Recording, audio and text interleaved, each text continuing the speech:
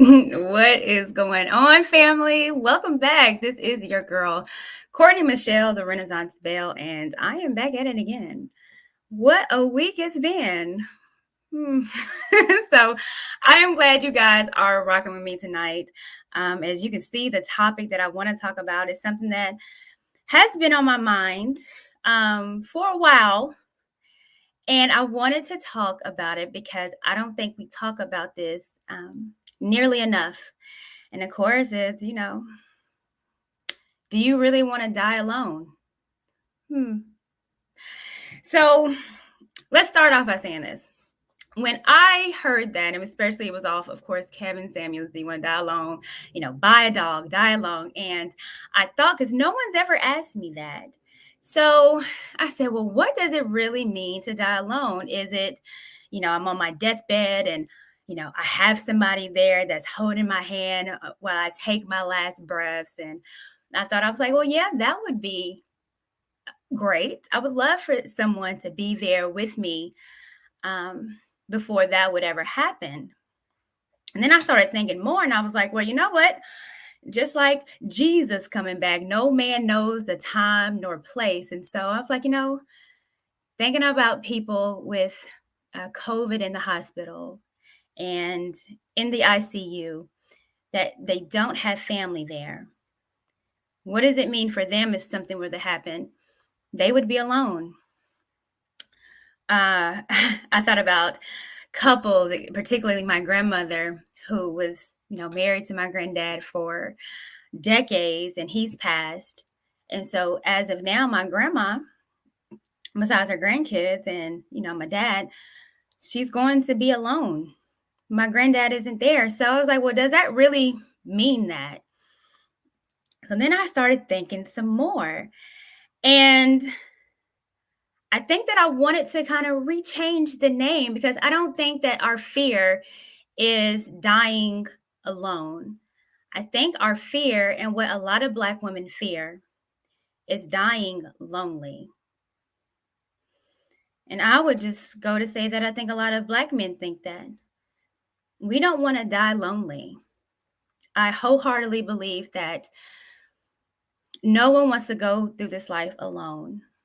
No one wants to go through life feeling lonely, like no one is there for them and no one loves them. And then I started kind of thinking about myself. So it was about, I would say maybe 8, 9 years ago. And I think this is probably uh, the loneliest that I felt. I was going through depression. And around this time is when I was leaving Atlanta. I got laid off in my job. I had no family there. So I decided to move back to Tennessee. When I moved back to Tennessee, and I was gone for 5 years, it was like everything changed. My city looked different. My friends were married with family. My brothers were married. My nephews and nieces was growing up. And I just felt like with those 5 years, I missed out completely. And how everybody moved on, I felt stuck.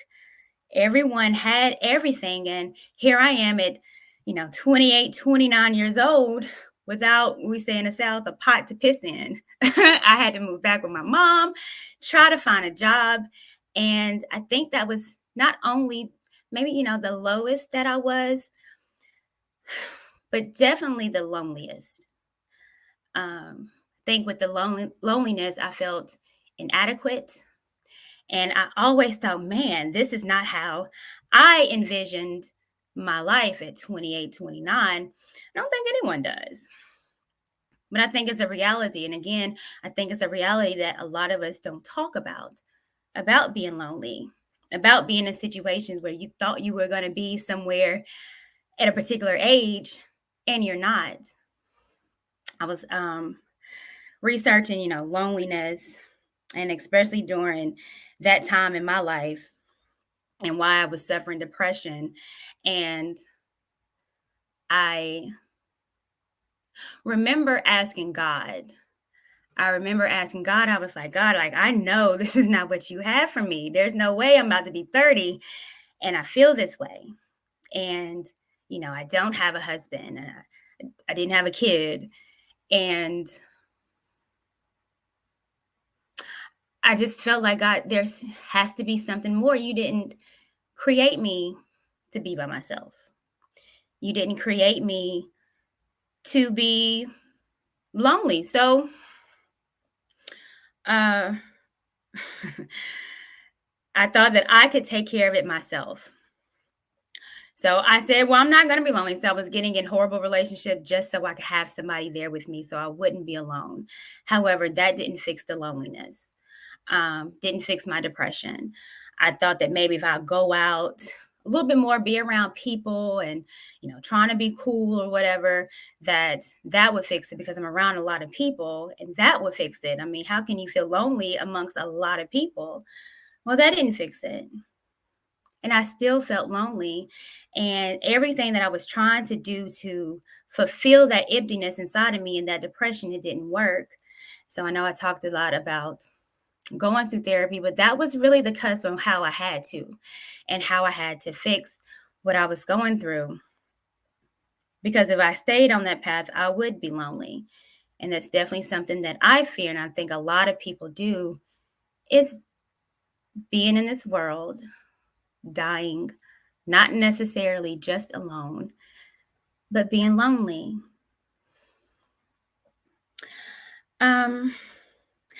I did some research today about it and I was quite surprised. It said, I think it was like in the AARP magazine. I was at my mom's house. Don't judge me, it's not mine. But it said 1 out of 3 people over the age of 45 feel lonely. And then I looked, I was like, well, are these some single people? Because I know the one thing that folks will tell you is that, well, You need to get a man, girl, get a husband. You won't be alone. And I was like, okay, just get a husband and that will cure all. You won't be depressed. You won't have to worry about loneliness. You just get a husband. And then in that same article, it also stated that 31% of married couples, one of the spouses still suffers from loneliness. So I'm like, well, maybe that's not just the end all. Maybe it takes more to deal with loneliness if that's what you're feeling than just being in a relationship, because it is possible still having these feelings, still being depressed and dealing with these issues within a relationship. I know times have definitely changed, especially when I was in high school and in college, where social media wasn't what social media is. I mean, we had, what did we have? Black Planet. Definitely remember that. So that was kind of like the hot thing back in the day. But we still had connections. It was still in person. It was still, people were tangible and I can touch them and I can hug them. We weren't text messaging back in the day. So it was literally phone calls that we would get, and not a what you doing during a text. It was called, hey, Courtney, are you busy? What are you doing? And me hearing that other person's voice. I know I remember even with the coronavirus and how depression skyrocketed among a lot of people because the human touch, the human connection wasn't there. And it's not just about just being around a human, it's really having meaningful relationships, surrounding yourself with people that actually love you for you, not just trying to be around you because of who you are, trying to get clout, trying to get something out of you. It's something meaningful. And I think that we in this generation, we're missing it. We've missed it a lot. And I think about the younger generation where, especially my nephews, they're teenagers and all they do is on the phone, on the phone, on the phone. We had, my mom celebrated her birthday and we're at the restaurant and we are laughing and chuckling it up. And then my nephews is just this. And I'm just like, hey, open up your eyes. You're letting life pass you by being on your phone, being so disconnected from the people that love you. Even with thinking about MTR, it's, you don't know what might happen. You don't know your last days or anything like that. So loneliness is important to deal with. Connection, connecting to people is important to deal with because you just don't know. Shout out to MTR. Also with loneliness, which I found very interesting that a lot of people don't want to talk about, is the mortality rate. There was a study, I think it was on like the Today Show, and what they stated, they said, well, loneliness has a very high morbidity rate. Within 26 to 36% of people were tested of, dying at a younger age because of loneliness. They said at that rate, it was the same as being obese and even the same as being a smoker. Is that of being loneliness. Loneliness causes depression, and this is mental illness. Your body is important to take care of, but so is your brain. So is your spirit. And I think sometimes in the day-to-day working and taking care of everybody else, we forget to take care of ourselves. I know I did. And I know because I did that, I suffered. And I know if I did, I can't be the only one. So I'm going to put the link in because I do want to get some comments on this. The reason being is that I know that I just want to hear your stories. We dying alone, but for me, I think it's dying lonely. And is we need relationships as far as marriage? Is that going to all? What if it's a bad one? I can't tell you the comments and again, get back with your baby daddy, girl. You won't have these problems. The problems that we had. So getting back, even though I wasn't happy or he wasn't happy, does it? Maybe it's just therapy and maybe we need to listen. Maybe it's just I needed to fix myself. Because if I'm lonely, what do you think I'm bringing to a relationship? If you're feeling lonely and if you're feeling depressed, what are you bringing to the relationship? So I'm going to take some calls. I think a lot of things that we can combat this and what we feel or what we fail to think about, even with the marriage, is it happy? No one seems to mention that. I can't tell you the umpty thousand comments that I get. Oh, but you married, she married, he married. And it's like, well, is it a happy marriage? Are they healthy? Do they enjoy being around each other? Do you enjoy being around yourself? How do you come across around other people? Do you give life and bring blessings to others? And for me, I think about that. And in my quest of, becoming the woman that God wants me to be,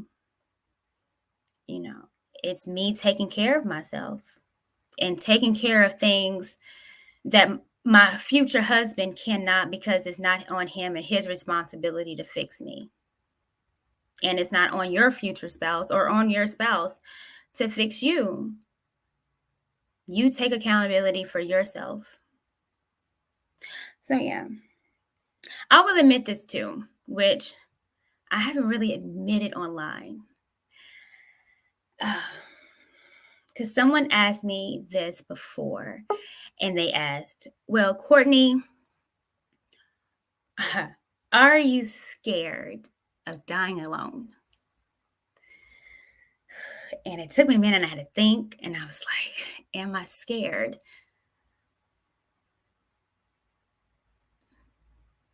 And I am. Whew, that was hard. So, okay, that's my little spiel. I didn't really want to, dig deep. I just know that I am not the only one that's going through this, and we have to figure it out. Because I know I don't want to. So how can we not? And I don't like dogs. I got a goat. Well, it's a beta fish. I don't do animals. So I'm not buying a dog. I'm not buying a cat. So I have to make this work. So I'll take a couple calls here from some people. And I have my darling TJ. And TJ, I might bring you up. I might have you rock on with me on here. Sure. Would help Delta Sigma Theta none greater. That's right, up in here. You got me crying over here, little girl. I mean, I Do know you're not a I? little girl. Why? Because I understand. Yeah. I know people want to talk about, lady, what you know, and I really don't give a damn. But but here's the thing. I'm crying because I identify, because not only was I afraid of dying alone or being by myself. Oh, I'm getting emotional. Mm-hmm.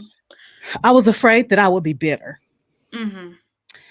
And when my daughter talked to me when after I had this really bad breakup, and I'll talk about it on another day, she said to me, Mom, I just don't want you to be by yourself. Mm. And that was and she said, Mom, you're such a giving and caring person. You have a lot to offer, a lot to give. I just don't want you to be by yourself. Mm-hmm. And I didn't want that for myself either, but I didn't know what I was doing to sabotage myself, to be honest.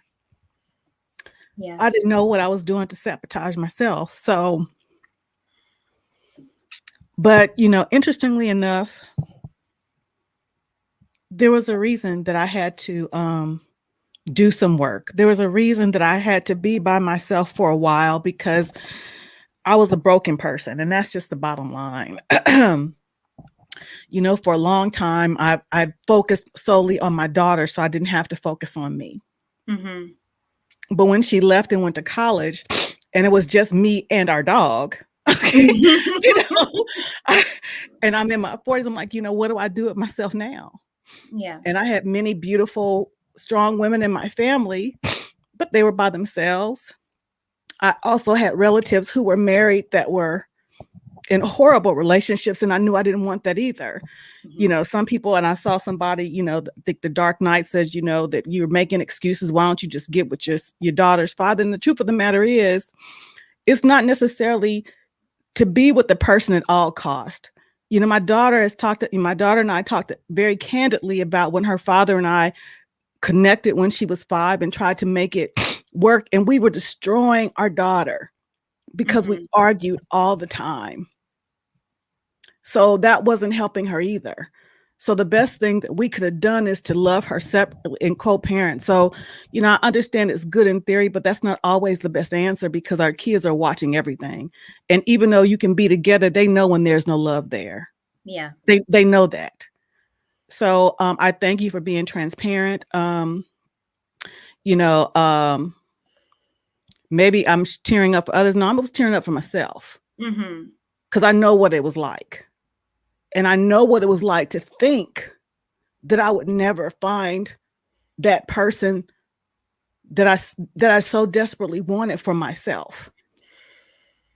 And I did. And so these tears are not there for me, but it's also to know that there are other women who felt like me and don't want to be by themselves. But and that's one of the reasons I started my channel, so you could learn from me, learn what not to do, because how many years I robbed myself, not knowing I was robbing myself and denying myself of what I said I wanted. Yeah. Because I said that I could handle it all.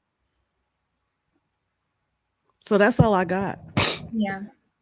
And I agree. I don't, I think loneliness and the idea of not dying alone is scary for us to admit.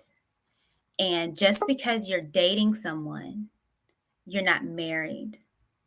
And for me, I think marriage is the ultimate commitment where I feel like I can be the most vulnerable. Because even with relationships, I'm always looking like he can up and leave. And it's maybe like something with me, but with marriage, that's different. That's a whole nother commitment. It's a business. And right now we're really invested with each other.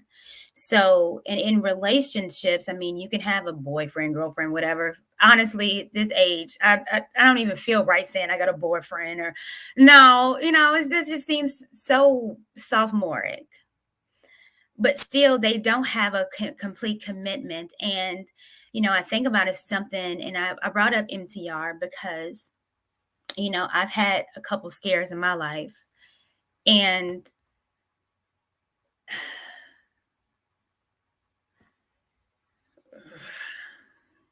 yeah, you got to have somebody there with you.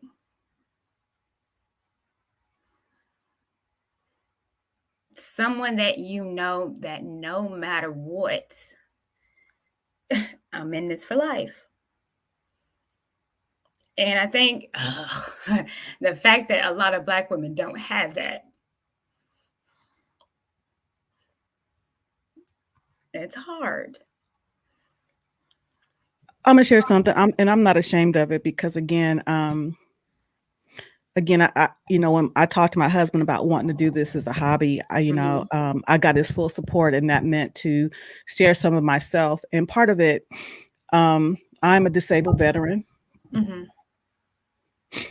I was when I left the military, I was diagnosed with major depressive disorder and anxiety, and I take medication for that. Yeah. There are some days that I'm really, really good. Now, when I shared, I think Rilla and them, y'all were talking about, having those tough conversations when you meet somebody. Mm-hmm. And so since I was 51 when I met my husband, we ain't got time to waste. So, I can waste with you now. So I was, I believe, say, hey, this is me, because I believe in giving people the choice if they want to deal with certain things or not. Yeah. You understand me? So I shared with him that, and he had never dealt, and he was at, he admitted that he had never, encountered anyone who was honest. He said, he had some, suspected that some people may have, needed medication or may have had it, but didn't take any. But I had a breakdown in May. Mm-hmm. And it was out of nowhere. It was completely out of nowhere. My grandchild was just born, healthy. My daughter was healthy. Everything was great. I have a loving husband, but I had this heaviness I couldn't escape. And I just started crying. And I told my husband, I said, he just held me. And I said, sometimes I get concerned that my mental health will be too much for you, because sometimes it's too much for me. Mm-hmm. He looked at me in my face and he said, I'm not going nowhere. That is a freedom. And there is something that everyone should know what that feels like, that you can be completely vulnerable and you don't have to worry that person is going to use it with you, that you can be, and that you can truly, when that exercise, when you fall back and they got you. Mm-hmm. So when I cry and I talk about I was afraid of being by myself, it was being afraid of not knowing what that felt like to have somebody there for me, because I've always been there for everybody. Mm-hmm. Everybody. So I understand that. And that is another reason why I share it, and I talk with ladies as well as my daughters, because sometimes it could be too much and it's okay to let go of it. Yeah. But we have to, part of letting go of it is that we have to learn ourselves more. We have to learn ourselves and know that we don't have to have all the answers, and it's okay not to. It's okay not to. So that's all. I don't want to monopolize. I know you got some, so I'll stand by. Well, no, you can. Yeah, go get tissue. I'll let you hang out with me for a minute. Thank you, TJ, which is true. These conversations for me is important, and I'm going to bring some men up here, because as women, as Black women, we're talking about, yes, don't have these I'm so strong, I don't need a man. That rhetoric, don't let that fool you, because we do. And I definitely think that a lot of women say that as a defense mechanism, because they don't want to admit loneliness. And here's the thing too. I think men go through this as well. We are needed. We both need each other, and there's no one that's going to tell me different. Even if the companionship, I don't know any man that wants to be 60, 70-year-old still thinking they got it like that and be the old man in the club or buying ladies drinks. It's nothing wrong. I think a fantasy that I have is being 70 years old with my husband on my rocking chair, and I love rocking chairs, making some sweet tea and just seeing the kids and the grandkids just playing and just looking at each other and say, yeah, we did that. That's a fantasy of mine. On Sundays, our date night, I make dinner and we watch Columbo. But I look forward to that. Yes. Every Sunday. That is our Sunday night date night. We watch Columbo. And once we finish watching, we watch Matlock or we watch some other movie. Mm-hmm. But I swear to you, and he's in his recliner and I'm on the sofa, and that's what we do. And I tell you what, that is and then when our grandkids are around, that's exactly what I mean. And I want y'all to have that. I mean, y'all too young to be grandmoms and grandfathers, but you know what I mean. I got you. We'll add someone. Hey, Eugene. Hey, how you doing? I'm doing well. So what you got? Now, question, because I got a couple men on here. Do men feel this way? Especially single men or getting older. I don't know your status, but do men get lonely? Oh yeah, absolutely. Yeah. I mean, I'm sort of in that state right now, believe it or not. Mm-hmm. In my whole life, I've been in 4, serious relationships, mm-hmm. and none of them lasted. either the woman broke it off or I broke it off. Yeah. And now here I am at 51 years old, and it's gotten harder, to look for somebody who I would prefer. I mean, I tried the dating sites; it doesn't work. Mm-hmm. I tried, just going with anybody, that didn't work out either. Mm-hmm. So, I mean, to me, there's nowhere to go. There's nowhere to look. And the COVID situation seemed to have made it worse Yeah. as well. My mom keep telling me, get somebody in your life. If it was that easy, I would, but Mm-hmm. it is not easy, especially at my age, you Yeah. know. And just recently, I had your friend who used to be one of the people who I've been with, and we would have a good time as friends, but that's all we are. And every time she leave, I will admit, I do get depressed and everything, and I mean, right now it is what it is. I think about all these, and then my mom told me about, what happens if I'm dead? Who's going to take care of me? Mm-hmm. And I really didn't want to think about it. Mm-hmm. I tried to convince myself, if I'm on my deathbed, that's when I worry about it. But I hear so many people dying in their 40s, in their 50s, and it gets a little bit scary, Yeah. So,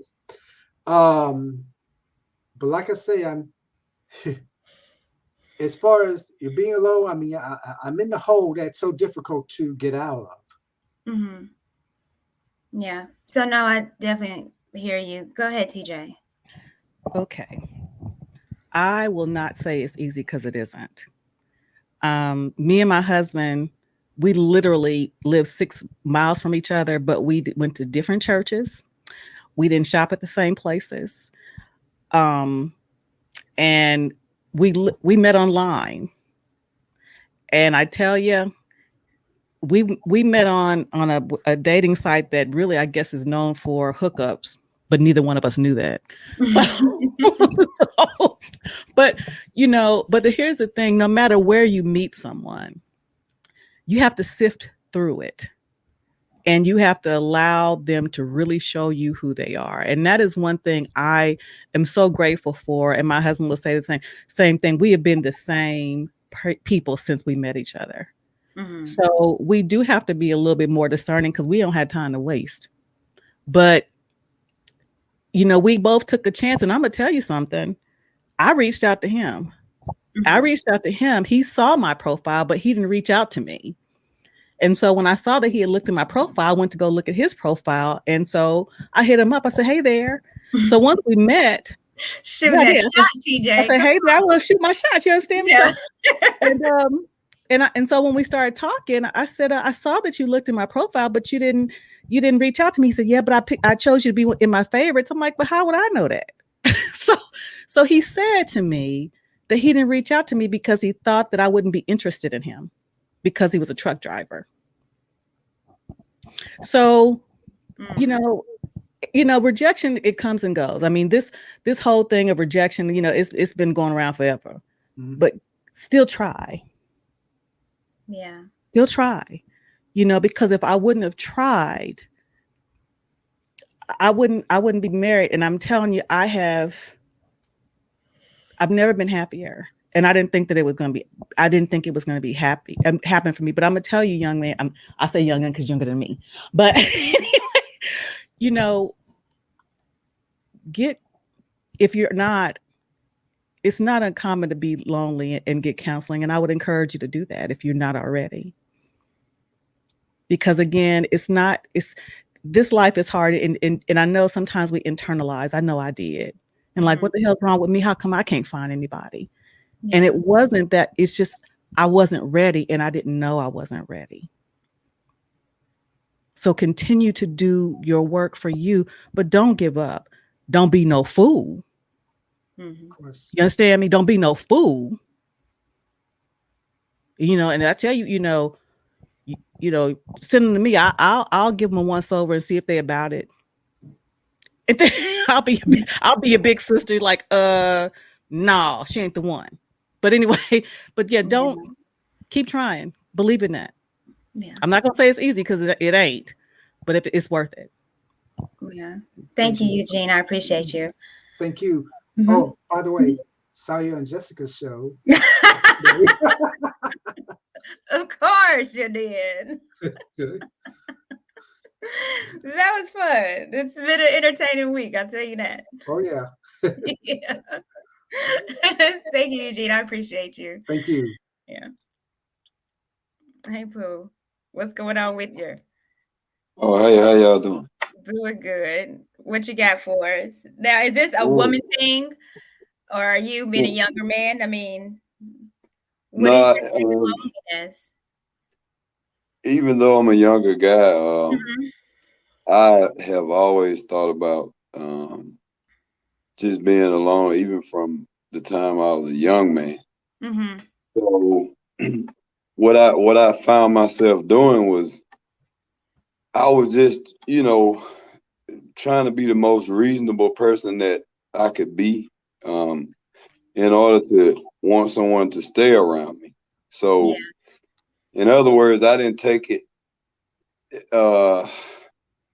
to the extent that I felt so arrogant that I had to have someone, and you know, I was just that special or whatever. I've been with my wife now for 25 years. I'm 43. Mhm. We haven't been married that long, but and I went through a process that I allowed my sisters and my mother to pick the woman or vet the woman, like she said. They picked her out, and I hadn't had any trouble with it. And that's the same thing I told my son. I say, when he brought a girl over, I say, well, look, you're gonna have to take the girl by the women and let them check her out. I don't have anything to do with that. That's their job. If they tell you that she needs to go, if she just needs to go. I mean, sometimes people, I mean, that's just the way I do it. But yeah, that's a very serious thing. And I think that we're here for each other. So, you know, if you can be with someone, I think we should, because I mean, that's what we're made for. I mean, if you're just so in such a place that you can't be with someone, I mean, that's kind of not human to me. Like, you can compromise with people. We're human beings. I talk to a lot of preachers, and you know, I always tell them, I say, Rev, doesn't the book say we're not made to be alone? You know, like, isn't that, even though I knew what it says, I just wanted to see if, you know, they would tell me the same thing. But yeah, we should all, you know, try to be with someone if we can, because we have so much going on in the world now, especially with Black folk. We need to all just find somebody and latch on to them and hope for the best, because I mean, it's just too crazy out here. And being, especially me having 4 sisters and a mother, you need to get your man. You need your man, because I can't deal with all the things that women, that y'all come up with a lot of stuff for us to do, and it does keep us busy. But when I look at my wife, I say to myself, I don't really tell her that, but I say, my God, if I wasn't around, like, it would be bad. Like, they would like really take advantage of her if she had a flat tire or she needed something fixed around the house. I mean, it would just be crazy, and people would take advantage of her. But I appreciate the fact that she hangs around, and you know, we made a pact, or she did. She said, well, you know, if you leave, you got to have a tag on your toe. I don't know if you guys know that. That's right. Till death do us part. Death. Yeah, There you go. but I don't tell her how much my insurance is worth either. Like, you know, because that death might come a little early. Okay. Yeah, so I don't really say that to her, but I just say if anything happens, you'll be okay. But I'm not gonna volunteer the information. I'll tell my daughter, but not my wife. So, but yeah, like you say, it's Been watching some Snap. Okay, I see. I feel you. no, I mean I just don't wanna. I love her and I know she loves me. I just don't want to put her in a bad spot. Okay, I To got have you. to, Well, yeah, to look at the that's out of numbers love. and then think. Yeah, I don't want her to have to try to choose between me and the check, because I think all of you like what they say, the thing that is 6 inches with a head on it is not bad now. 6 inches with a head on it, and that's $1. Like most women love it. Like if you don't believe me, go measure the dollar. It does have a head, and it is 6 inches, and it's green. So that's what I believe. I say, baby, that's what you love. Like, I know you love $1, so I don't. But nonetheless, I mean, I'm gonna get off. But yeah, it's probably best to find someone, and try and be with someone. And like she said, she was right. Just don't be a fool, because you can end up in a worse situation. But in my own case, I would take the chance. Because I couldn't stand just being alone, and sometimes it's hard having a wife, and she has a million things to do for me, and then when I get halfway there, she already got another million on the other side for me to do. So I'm like, hey, I can't. I mean, what? So okay, let me just try to do half of it. But then sometimes it gets to a point that I say, man, I'm married. This stuff is hard. But it never gets to the point to where I say, I'll just be alone. It's not gonna get that bad. I mean, it's just not that serious. Whatever I need to do, the guys in my family have a rule. Once you're married, you get one wife. And we only had two guys to break the rule. Everyone else stayed married, but yeah. It's good to see you ladies on and talking Thank about serious you. things like this. And I'll just get off. And it was great talking to you. I hope you have another great 51 years, whoever the guy was. And the lady, she seemed so peaceful. I mean, I couldn't tell if you guys never said anything about depression. I mean, no one would know, because you guys seem normal and at peace. Well, Yeah. I will We're say, still normal. yeah, we're still not. But I tell you, it's coming to grips with it, and it's just like if I had diabetes or something like that, I'd have to take the medication for that. And so I think everyone wins when I do when I do. But also the calmness is being taken care of. It really is. It's really being taken care of. My man is a hardworking trucker man, and I'm a trucker. and when he home, yeah, I'm just gonna leave it right there. Yeah. Well, okay. But I enjoy the fact that when I'm out here, when she calls and say, look, I'm ready to see my husband, it doesn't matter what they say. I don't care how much they're paying. I'll tell them, look, I'm going to the house, man. I gotta go home and go home. But you know what I mean. And you said you were military. My dad was also, and he suffered from depression, and it was hard. He was on drugs, alcohol. My mother and him divorced. She was depressed, and she's still that way. And you end up inadvertently teaching that stuff to the kids, and they think it's normal. Right. And you may be kind of sick, and they don't know that you're sick. They just paying attention. So we all got to make sure we pay attention to that type of stuff too. So, but yeah, you seem like you're not like you don't have the type of spirit that would, if a guy met you, we don't usually talk about this type of stuff as men, but we could see if you evil. Or, I'm just telling you, we gonna look at you and say, she evil. Well, listen, ladies, listen. Well, see, part of it that is I always smiled. even when I was single, I never met a stranger. I always smiled.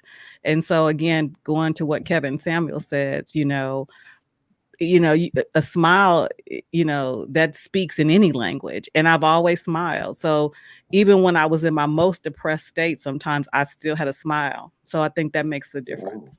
Yeah. You All just right. seem like we can see it on the inside. I mean, we look deep on the inside and we say, she's either mean, nasty, or not like, I mean, I know what like attitude wise.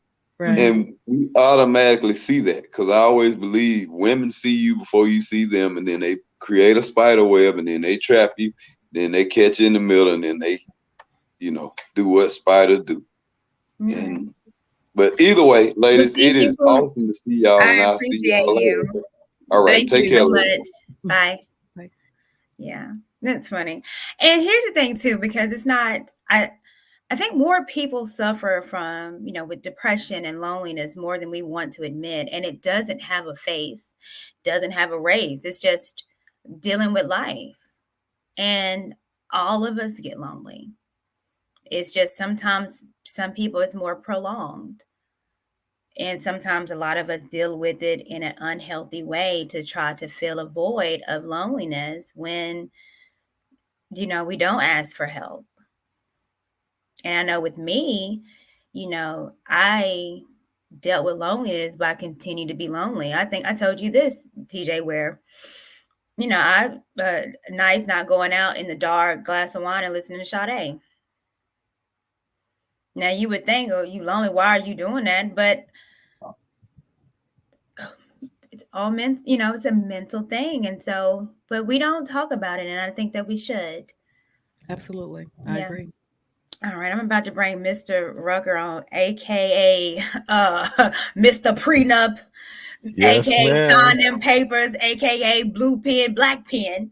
Yes, exactly. What's going on with you? And to tie that all in, the reason why there's some men get lonely, because we do get lonely like any human being. We're not special. We do get lonely. We have a trust issue. So if there's a trust issue, especially if you've been dating for so long and there's a rejection or there's just a no or there's a no, then the financials come into play. So it's like, okay, well, maybe she just likes me because of my money. So you hit him with like, well, I'm going to only date you for about a year. If things don't work out, they don't work out. Or I need you to sign a certain document. And if they say no to that, and it's like, well, maybe I need to be lonely. Men tend to handle their loneliness by being productive. Like they'll go to the gym or get a second job, or they'll just do some hobbies. But every time you keep going on these dates, things are looking well. Some kind of money issue comes up. Like maybe this woman wants me to spend my money on taking her to Dubai or taking her to Miami and all these things, or a purse. Wait a minute. Okay, so you go on a date and within a date or two, they're talking about Dubai? They just mention it. They always like dropping little hints like, oh, that would be nice. Oh, that looks nice. And they always compare it to like an Instagram or a friend. So it's like, okay, that's what makes men just be like, you know what? Let me just be by myself. Because if it's one after another, we pick up on a pattern. So it's like, you know what? Let me just be more productive. Give it about a few more years, then maybe I'll date again. So that's when that loneliness kicks in. Well, I will say just, and maybe this is a wrong approach, but I have nephews and I think that, my first date with my husband, we went to a chain restaurant. Nice. And then we went to a movie. And so my position is, if you propose to, if the first date, even the second date for that matter, they're talking about a whole bunch of money, and I would propose, say, let's meet up at Applebee's, let's meet up and then if they say no, seriously, because what I say is that these young women and old ones too, they could be playing themselves, and what I mean by that, a man could be saying, let's go to the chain restaurant just to see where your head is. Yep. Just to see where your head is. He may be a multimillionaire, but he wants to see what you're about. Because I don't care where we go.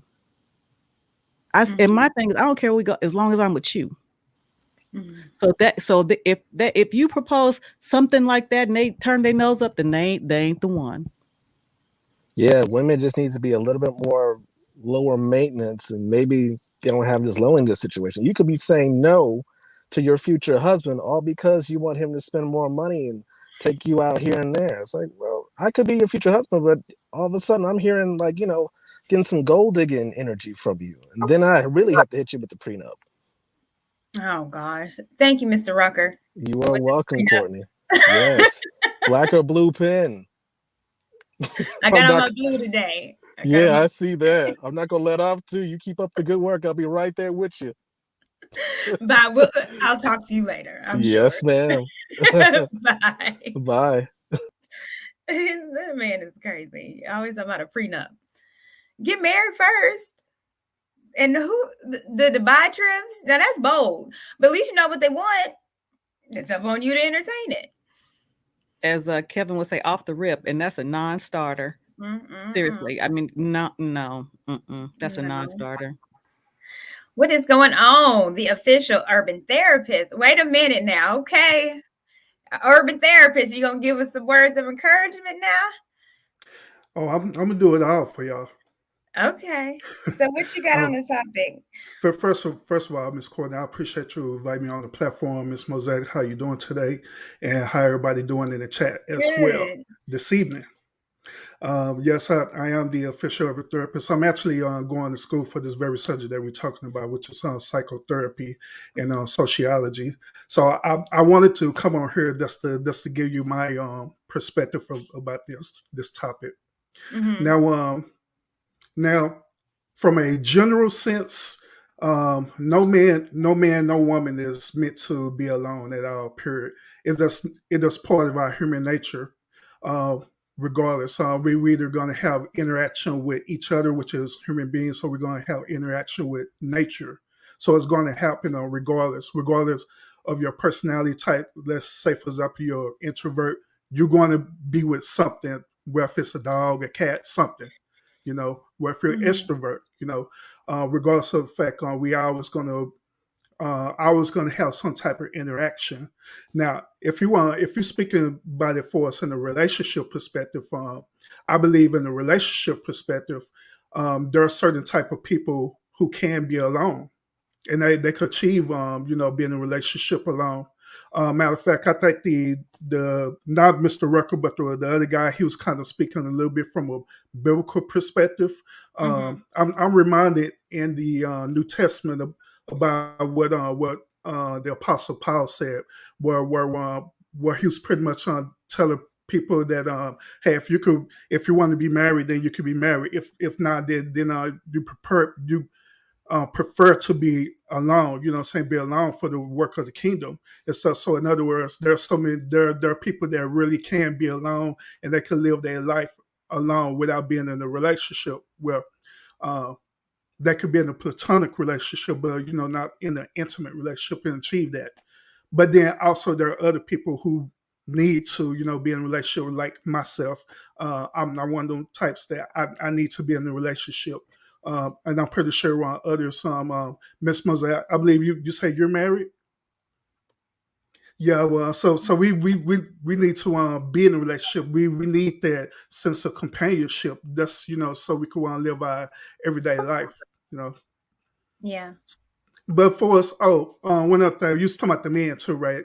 Now, I have not read into no man whatsoever who said that they cannot be alone. Even men needs companionship, one way or the other. This is the reason why you have some men who are in monogamous relationship. You have men who are in polyamorous relationships because they need that sense of companionship. Period. Yeah. Yeah, I hear you. And I think it's been a lot of talk about polyamory and being in those particular kind of relationships where, if you believe it or not, or it's something that you want to try, it's the idea of, I'd rather be in a polyamory relationship than not be in one at all. And I think people are looking for other options to the traditional monogamy. And then it's like, well, why? Is this something because past 5 years, it's been very popular, especially amongst Black folks. This was always like a white thing that I always saw, but now Black people are kind of in it within America. Now, I'm sure, people say it was done in Africa back in the day. Well, I'm not talking about that. I'm talking about here in the States. And, why? You're willing to do a lot of stuff not to be alone. But then does that equate to not being lonely? So, all right. Well, I appreciate you, Urban Therapist. Thank you for blessing us this evening. Are you so welcome, and I appreciate the opportunity for being up here as well. And I hope I could, interact with y'all again on other topics. Yeah, absolutely. We know. Always Thank comment. you. Thank you. Thank you. All right. So this is my guy, CJ. What's up now? How are you doing, darling? I'm doing good. Finna get ready for bed, man. But I want to hop on real quick. Oh, look at you. At 9 o'clock? Yeah, I got to be at work at 5.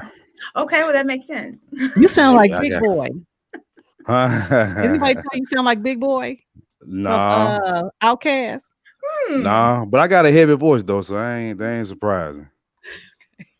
But, I kind of see that. Yes. What you got on the topic? Talking about dying alone. Me, I say we don't want to die lonely, going through this life alone. But I think it's an issue that we Black women, Black men are trying to see. I mean, we're the least married. Right. And we're going around life like we're okay. And I would submit that we're not. No. Yeah.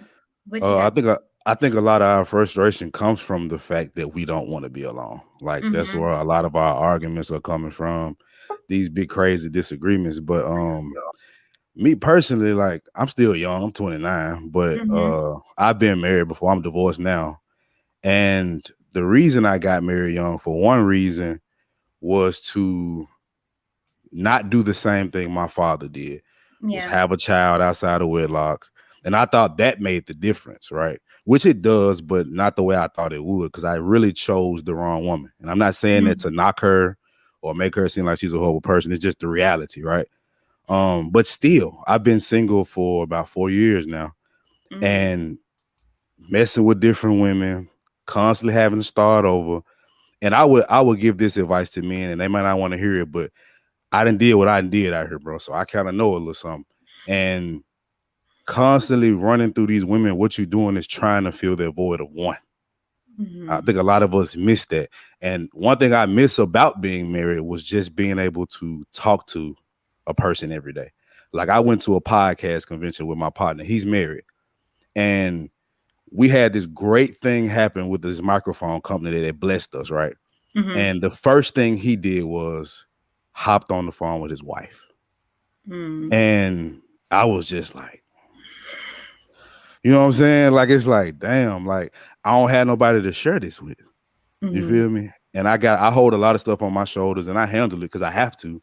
But hell, I would like a cooked meal. You feel me? I would like to just walk in the house and slap her ass. You know what I'm saying? Like I would, you know what I'm saying? I miss it because it's valuable. You feel me? It's valuable. Them car rides, those long conversations when you're laying in the bed before you go to sleep. You know your ass got to go to sleep, but the conversation just keeps going.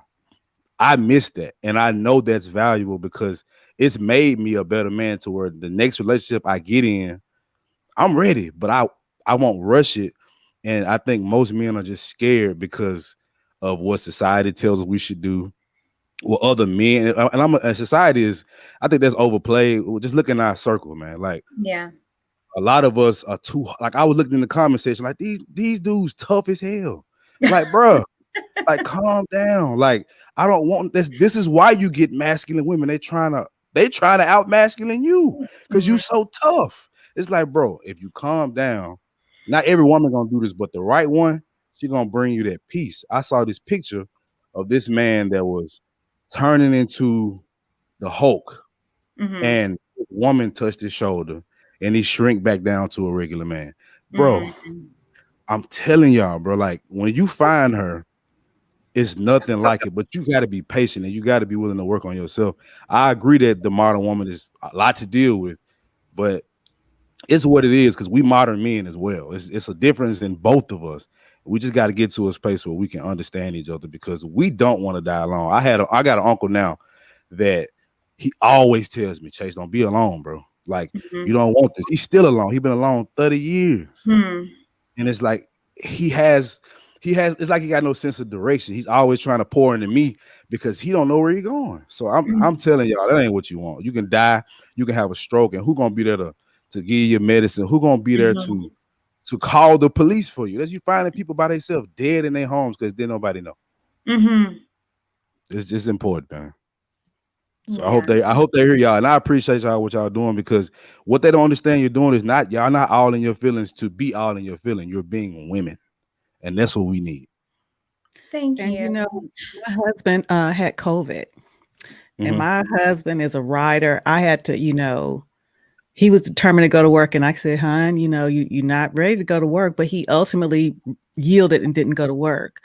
But it was my ultimate honor to serve him, and take care of him. And I know for men, it's hard to allow us to do that because you all are on your business, but to be in that posture, to be there, to take care of him, to make sure he took his medicine, to make sure that he ate, to make sure, you know, taking his temperature. And I remember telling him, I said, I know you don't like anybody fussing over you. I said, but I'm not anybody. I'm your wife. Man, come on. It gotta, what's the point if you can't be that person that has privilege, that has the your ear to tell you something that you need to hear? What's the point if they can't be that? If they can't be that other half of you? That's why I believe in leading as a man, but I don't believe that you're less than me. I don't believe that I can't take your advice. You feel me? That's just how I feel about it, because there are certain things I just can't see. I'm in my masculine frame so much. Like, I'm not an emotional guy, bro, but a woman I feel like her job is to interpret my emotion for me. Cause sometimes I don't understand what's going on. Sometimes I'm having a rough day. And a woman just know. It's just that rub on your neck, the rub on your shoulder, just the small things, bro. And it's like, look, I wish my marriage worked. I wish I had been ready for what I wanted, but I wasn't. I am now. So I'm just taking my time until I meet that woman. And that woman gonna be blessed. And I'm gonna be blessed for having her. There you go. Did you have a question before I let you go? Okay. Because a lot of times when we have these conversations, especially with men that are opening up and being honest, which we don't get to hear it a lot because they're deemed as being simps. Right. They're deemed as being weak and soft. And like you said in the comments, everyone's so hard. I F these black women, F women. I don't need nobody. You need me. I don't need you. But where is that coming from? And do you think these men really believe that? Or is it they're covering up something? Or where is it coming from? Pain.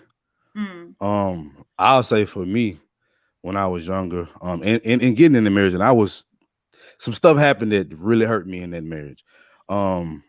And we look at our mothers as well. The lies that we were told by some women, we attribute it to all. And what's so hard about it, and what makes us feel like it's every woman or most black women, I mean, is the fact that when we speak about it to women, it's an excuse because our daddy wasn't this. This man wasn't there. And it's like, but I'm me. And you want my feeling. You want me to express how I feel to you, but you're rejecting it with these buts and these ands and what about this?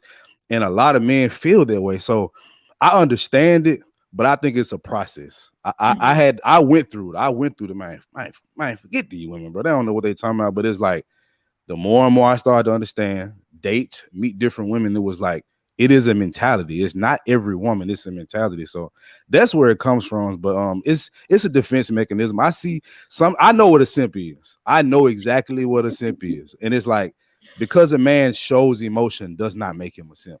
Because a man loves his woman does not make him a simp.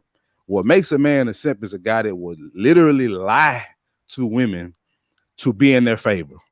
A guy that will act like something that they're not, go against what we know men are just to gain favor with women. That's a simp. A man that love his woman, a man that care about women and want the best for women, that ain't no simp. When I look at this platform that y'all have going tonight, I'm proud of it. I'm happy to see it, because if men constantly talk at y'all, the message is not going to be received. But if y'all do it and explain, what you're doing right now is being vulnerable. And I see women doing it. And I see too many men from their hurt, from their pain, rejecting and just not even giving a chance to be vulnerable. There is no other way. You have to risk it. Like the guy in Tampa Bay, man. No risk it, no biscuit. You got to try it. You got to try it, man. So it's hard, brothers, and it's hard, women, but I mean, that's our job at the end of the day. That's what we're supposed to be doing. Yeah. Oh, CJ, I adore you. Thank you. Can I say one thing to Mr. CJ? I tell you, my daughter said just that. She says that, it's okay for, women to be vulnerable. It's not okay, but it's not okay for men to be vulnerable. And, but she said also, we have to learn to give each other grace, because, as a newly married, they've been married for 2 years. She said, there are some things she fumbled the ball on, and she said, her husband had to say, this ain't right, blah, blah, blah. And she said that she had to kind of tone it down and say, hey, listen and hear what he was saying, instead of saying, oh, just suck it up, or, you tripping, or you. So it's something that we both have to get to, because again, my daughter is a wife now, but she didn't learn it from me, because I wasn't one. So we have to learn each other again, and be vulnerable to make mistakes and not admit it. Yeah, that's a part of give it. Grace. Absolutely. Yeah. But that's all I want to say on that. Man, y'all keep doing your thing. I ain't gonna hold y'all up. I'm finna get my ass in the bed. So all right. Have a good evening. Thank you, CJ. All right now. All right. That's Memphis right there. That's Tennessee. That's where my husband is. He's driving from Memphis right now. Come on, West M Town. Yeah. And you know what? I can appreciate, even with this conversation and men being honest and open, I don't think we get to see this a lot. I'm appreciative of King Talk, what Lapeef is doing on Tuesdays, because, it's refreshing to see men wanting women, saying, yeah, we do want you. We want you to be vulnerable, because we want to be that way too. Like, I'm tired of battling. I'm tired of fighting. It takes too much energy. And I know that I'm probably going to get in trouble for this, but ladies and gentlemen, it looks like many people in the chat are wanting some of the same things. So all I'm going to say is, if you see somebody who, shoot your shot. We can play a little love connection. I mean, seriously, right. You don't know if you don't know, I'm just saying. All right. What's going on, Baron? You're on mute. You're still on mute. There you go. Hey, what's going on? Good. How are you? Shoot, I'm good. I'm great. I'm just enjoying the show. I'm kind of glad that somebody else with another platform besides myself is talking about some of the same issues that I have on my show. And I was actually glad to hear some of the guys, like y'all said, open up about how we really feel. I made a comment before about how we're not. I don't know where this come from, other than social media or social programming. But we're not in competition with each other. And I see that happens a lot in our culture when it comes to romance. We need y'all. Like a real man, a real man does not mind saying that I need a woman. Well, for some reason, it seems like we keep competing with each other, and that's one of the issues that we have. It's like if you don't do this, then I can't do this. If you don't do that, then I can't do this. So it's like, why are we doing this? Like, we need each other. You know what I'm saying? Yeah. You can't have a structured home without having companionship. And notice I said a structured home. You can have a home, but it won't be structured, because one half is missing, you know, and I don't know. I also feel like, you know, our women feel like we don't love them, and we do, you know, we do.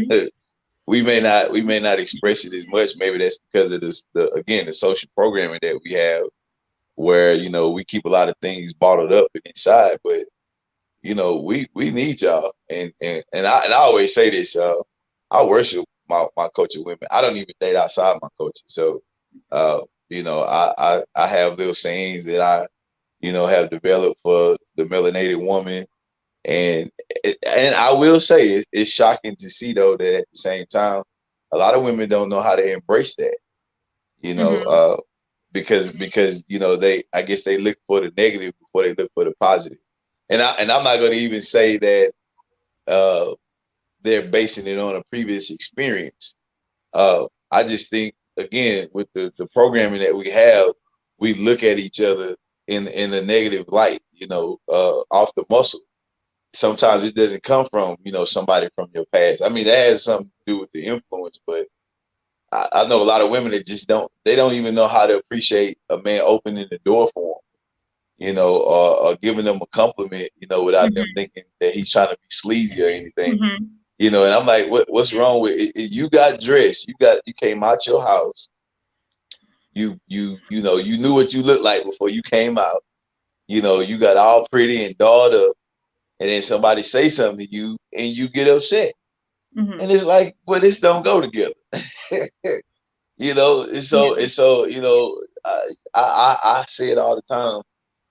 I want to see the day where we start appreciating each other again and stop focusing on the negative. You know, let's talk about some solutions. We already know what our problems are. We already know, you know, how bad it's been for us as a culture when it comes to romance. So let's find out ways to come up with things that actually work for us. Yeah. No, I agree. I agree. I hear feedback. Is that me? You Okay, might. I'm gonna mute you while you're talking. Okay. Is that? Yeah, that's better. Thank you. But I agree with you. And I would say this, because I've been doing my little rounds in the manosphere. Because I'm always in the manosphere. It's my thing. It's always been my thing. So, and even like last night, I was on a channel debating like 6 men, and it was just me, and they all dated out, and it was a good show. I actually had fun on it, but you know, being an atmosphere where me as a Black woman and just hearing Black men saying that they don't want us anymore, and I understand why, but for someone that proclaims, you know, I want a Black man, I love Black men, it's hard. It's hard putting yourself in atmospheres where, you know, you don't feel wanted. And then when I talked about, you know, the loneliness and why do you feel lonely? And then you get on platforms as me and talk about how much I need you and want you and I am yours. And then you're not, it's like, well, damn. And then it, you know, and I know it's a small microcosm of a group of men that think like that, and they have they have their own opinion, and that's their prerogative. And sometimes I have to remind myself that there's other men in the world that don't think like that. Like, we are not monoliths. We all think differently. And then sometimes I think I get in the mode of thinking every man thinks this way. And so even with this show, I know I'm doing it, but I've been completely blessed to hear men, Black men, handsome Black men, you know, saying stuff that I think I needed to hear from myself. Because sometimes I feel like we're done. But I try to be as, you know, optimistic as possible. But sometimes it's hard being in these arenas because, you know, it's pessimism when I hear. So this show has blessed me, even though it's mine. I can't tell you. I thank you, Darren and CJ and others that came off Pooh and Eugene for being open and honest, because I needed to hear it. Not a problem. I mean, because, you know, just like some of the other brothers said, I was married before. You know, I tried to to meet the deficit of what my father didn't do in my life, and I wanted to do the exact opposite. And that's why I got married at 22 years old, because I wanted to be a man that can say, I've been with my wife for 40 years, but it didn't work out that way. You know what I'm saying? I learned that it takes two willing people to make it work. You know what I'm saying? And sometimes, we are on two different sides of the spectrum. And I think a lot of times, women feel like we can't relate. We're not relative to the struggle, and that's another problem. That's another issue. We beat up on each other so much until we don't give each other a chance to blossom into what could possibly be a beautiful thing. So I'm glad that you got this as well. And I might even have to have you on my show because I've talked about a lot of these similarities with it. So don't worry about it. I'll pull up on people. What'd you say? I'll pull up on people. Don't worry about it. Can I say something real quick? Yeah. I can't hear you. Mute your phone because it's feedback, and TJ wanted to say something to us, I think. No, you make a good point. I was in my car the other day, and this is for our women. I was in my car the other day, and every time when my husband's home, he fills my car up with gas. He checks my tires. He washes the car and all those kinds of things. And I just got this epiphany, being a modern woman at the time, how many times have I may have missed the opportunity where a man wanted to do those things for me. And I said, oh, I got it. I got it. Well, let me go wash your car. No, I got it. Well, let me fill your car. No, I got it. So guess what happened? They let me have it. And then you looking around like, oh, so now you don't want to help me. Yeah. But, so they let me have it. And then I'm like, well, I want somebody to take. Well, I how many times did I miss and I was thinking about it. I was in the car. I'm like, wow. So I kind of did it to myself. But again, thinking somehow by letting a man be a man for me was making, I thought that was weak, but I'm like, what the hell is wrong with me? But again, that is why I'm here, because again, each one teach one. It's a feedback, Baron. So I think that's something for us to remember, because again, my husband and I'm just like, wow, I was missing this all this time. And all I got to do is this laundry and cook and other wifely stuff. I can do that. Come on, other wifely stuff. I can do that. Yeah, because I was in my last I guess I call it a situationship now. She had a problem with me doing stuff for her. I was like, I don't understand. Like, I even threw this up, but I said, I don't know who you've been with before me. I said, but I'm not the kind of man that could be in anybody's life that I've, built rapport with or friends with that I don't add value to. I said, so I'm sure gonna do that with my woman, you know what I'm saying? And I was like, I just started helping. Like, I don't need nobody to tell me, oh man, you need to help this woman out, or she telling me she got an issue going on, and I'm not, trying to do nothing to fix it. Like, real men, that's what we do. We fix stuff. We like to fix things. And so I was just like, she rejected it. Like, she actually got mad at me about it. Now it was some other things going on. I found out later on, like she was actually talking to somebody else while she was trying to talk to me. But she just had an issue. She had an issue with me helping her out financially, conversation wise, physically, intimately. It was problems all the way around. And I was just like, I had to get out of that, because I've been married for a long time. And I was like, I recognize that some people that you want to love, they're not lovable because they won't allow themselves to receive love. So it's not that, it's something wrong with love. It's something wrong with the person that you're trying to love. So yeah, I had to cut that off. I was like, I can't be in this situation because it starts to drain you. And so, but I'm not giving up, on a romance. I'm not gonna give up on finding somebody. So I'm taking my time again. Just taking my time. All right. Well, I appreciate you, Baron. Thank you so much. Bye. Thank you. Yeah. And why should people give up? Like I hear, she hit the wall. Oh no. And I was in no man's land. right. And does that mean you're not supposed to have nobody once you hit 40, it's over? No. It's not. It's dependent on you. Don't give up. And I think Well, the truth of the matter is we have let each other down. We have. We have let each other down, and like you just said, we have to get it back. But like I told you before we can help a community, we got to help our own community, meaning in your own house, in your own life, have and be what they want, and then that's how it happens. But don't by no means, give up. Yeah, absolutely not. Okay. We got someone popping up. Let's see. Lim, what's going on with you, sir? Hey, what's up, y'all? Y'all doing all right? We're doing good. How are you?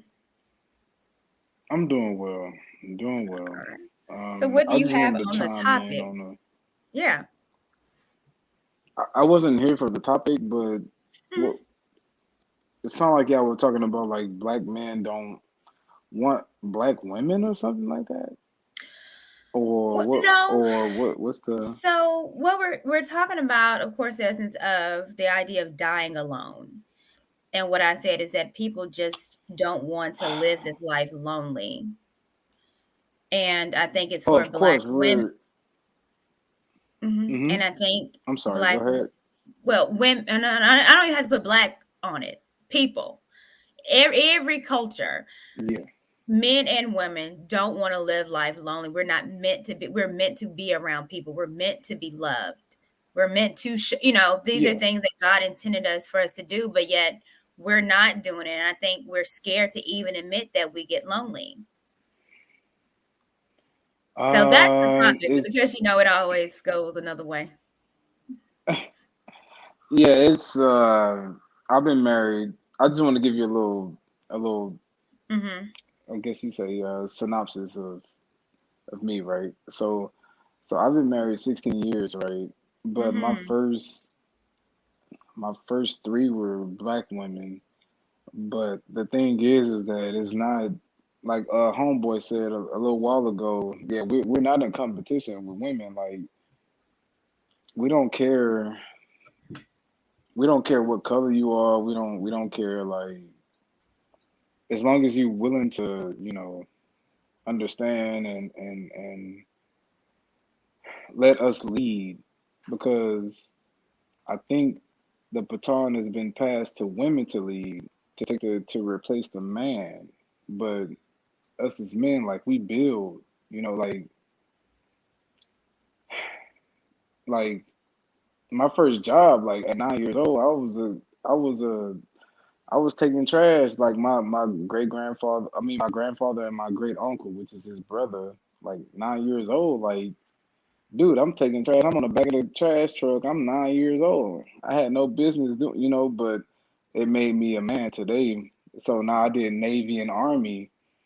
You know what I mean? And I did both branches. I honorably discharged out of the Navy. Then I went to back to Galveston. I'm from Galveston, Texas. So I went back. I was a deputy sheriff in Galveston County. And then Hurricane Ike hit. My wife was pregnant with my youngest boy. He's 12 now. And it's just that, we know our consequences of our actions. So men, like, damn, but the thing with men, with us, we know what we do is fucked up or whatever. And And then if it happens to us, we be like, damn, I gotta take that loss. I'm gonna stay with her. You know what I'm saying? Just my wife right now. Before we got married, I was dibbling and dabbling. You know what I'm saying? And she dibbled and dabbled, and I'm like, oh damn, man, like, And then, you know what I'm saying? Like, I couldn't get mad. You know what I mean? Like, and right now we've been married 16 years, and I'm a network engineer. I'm an engineer now. You know what I'm saying? My house is over a quarter, a quarter mil. You know what I'm saying? But we built it together. Like we got married when I was 20. I was 20. She was 18. You know what I'm saying? Like you got to start early. But my life was fast. You know what I'm saying? My dad was doing his thing. My mom raised me. My dad came back. I mean, but that's life. Like God put you through things to make you understand that He.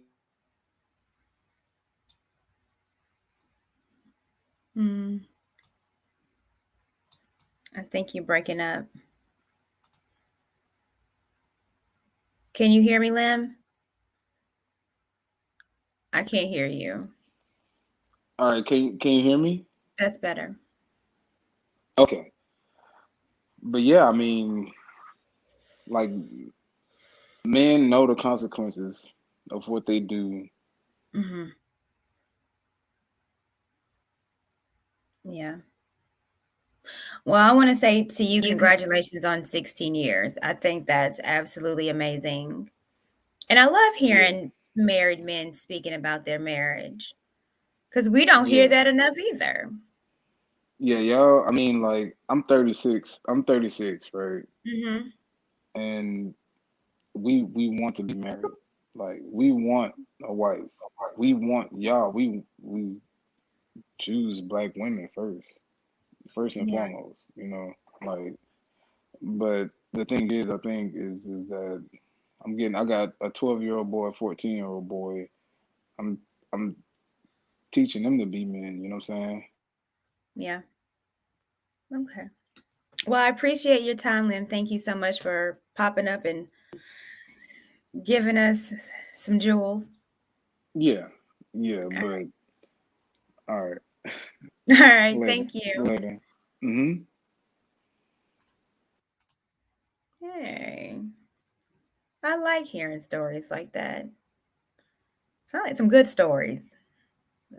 Black men. I was trying to get Danny to call in, but they're putting the baby down. And I think that is, and young ladies, I have so much respect for my son in love. And I say that because him and my daughter, they've been married for 2 years, but they've been together for 5. And they met when she was 22. And he had such a work ethic. And that is what really let me know that he was about his business. And so, as my daughter said, she saw that before they got married, that he had potential and he worked and he was going to do what it took to provide and they could build together. And that's what you want. Those character things, money's going to come, but what kind of work ethic, what kind of character, what kind of integrity does he have? And is he showing y'all that? And I was so impressed with that young man and he hasn't let me down yet. Yeah. Back to you. Good. What's going on, Mr. Paul? I'm good. How you doing? I'm doing well. What you got for us tonight? Well, I think, marriage is not for everybody. I don't think it was promised to everybody. So that's why I think, a lot of the confusion and stuff lies because, when people make decisions out of fear and out of want so much, most of the times, like under these kind of pressure, then they usually make the wrong decision, right? When you make a decision in haste. So, I mean, if it comes, then great. I mean, if it's something that we want and if we're blessed to be married, it's great. But, like my favorite book is Proverbs. I want to, the verse like in a nutshell was like, it's better for a man to be in an attic by himself than to be, living with well, it's like a crazy woman, but I think it doesn't apply only to men, but I mean just women also. I'm just saying, like, if the women, they use man, but I think it does mean like male man, you know. Um, I just think that if you're a woman, you don't, it's better for, if you're by yourself, it's okay because you're at peace. You really need to know who you are, and it's better off that way than to be in something that does not benefit you in the long run, just because you want it. So I don't think it's for everybody. If you're blessed and you're able to, you know, um, have that, then fine. But I don't really think it's owed or promised to everybody, um, you know, nowadays. Okay. So do you think that, what do you think we were created for? Before the whole Adam and Eve happened, or Well, after? Because that's I when mean, things kind of go awry, right? well, regardless, God seemed fit for them to replenish the earth with people. He Mm. didn't just cast them off and say, "Oh, you saying, well, no more people." So we're created here. He's keep creating us. So why did he create woman, and why does he keep creating women and men? Well, initially it was for his own glory until we fell, Okay. right?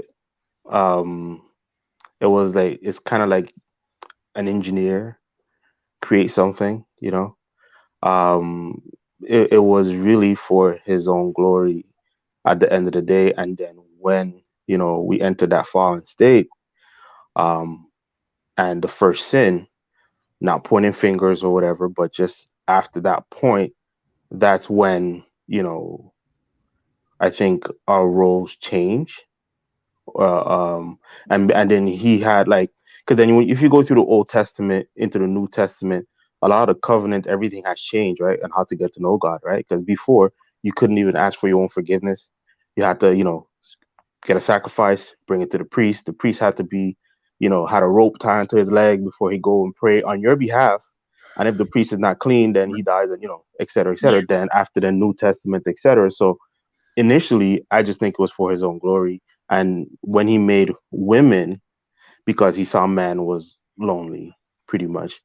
But I just think it was just, overall, it maybe just me. It was just because, I could make it, so I made it. And this here, I made the world, the earth, the animals, and I made man. And man was lonely, so I made women to keep him, Yeah. company, pretty much. And well, that's our purpose is for each other. Yeah. It's for us to create. Hmm. So, and because we fall, we're always in a fallen state because we're not perfect, but it doesn't mean that what he created us to be stopped because of imperfection. No, but that's what I'm saying. It's not, but it's not for everybody. Like, why not? Because I can't remember which verse exactly, but it's just not. It was not. It was It not has to be. promised unto us. I mean, I'm like, personally, if you look at it, nobody's perfect. There were lepers, there were cripples, there were women who were sterile back then. There all kind of, I'll say, unfortunate things that happens to us as human beings, men and women, right? So nobody was born, you know, in the best position, or born to be promised with everything that they want to come to pass. Well, I think it's a difference from what we want and what God wants. A lot of times what we want, God deems it like, no, because I got something better for you. But he just basically So, wants our love, right? And adoration, and to obey him. And then if our blessing, like, I mean, Job had it all, and he lost it. yeah. You get what I'm saying? So So it's sorry. I think with God and how we worship him is through how we love our families. True. God created us to be creators, and he doesn't. So if we're creators, then how are we create? Like, I can tell you all day, don't be a baby daddy. Well, yeah, but I don't think it's solely on procreation, right? Because you could spread his word, right? You could spread the gospel. If you're on that level, I mean, not to get too deep, but I mean, your whole life could be just about, being a prophet, and and just going out and just preach, and being fishers of men, basically, right? So you don't have to say like, okay, well, you have to be married and have kids to fulfill, I mean, Well, I think that's I would say this: God gave me eggs. God gave you semen. yes, Not for us to be walking around just and not using it. He created true. my body to be a mother and your body to be a father. And he wants us to be married. He But created me to be what he wanted me to be. I said this before, like the person that made the pencil, it's lead in there for a purpose. It's an eraser there for a purpose. It's created to write. It's not created for me to unscrew things in the wall. That's not what it's for. It's for me to write with. And so I think we always get on like, what's my purpose? What am I supposed to do? And it's like, well, your body tells you that. And you look to the creator, and he created you to create. And I don't think there's anything that's more important than the creation of life. true. But it's funny. It was a couple of weeks ago. I saw a friend of mine at the hospital, and then she just found out that they lost their kids. They lost a baby. Then you get what I'm saying? So you can have it, but doesn't mean that it would come out the way we want, right? Yeah, At the end of the day, and kids die. That yeah, doesn't mean but that I wasn't supposed to have a child. Things happen because we're all fallen, but that doesn't mean, well, God must not have wanted me to be a mother because I wasn't able to. Things happen, but yeah, that's anyway, what I'm trying to we'll say. We'll be talking about this all night, darling. Yeah, but no, but I hear you, and I appreciate your opinion for sure. All right, thank you. All right, thank you. All right, bye.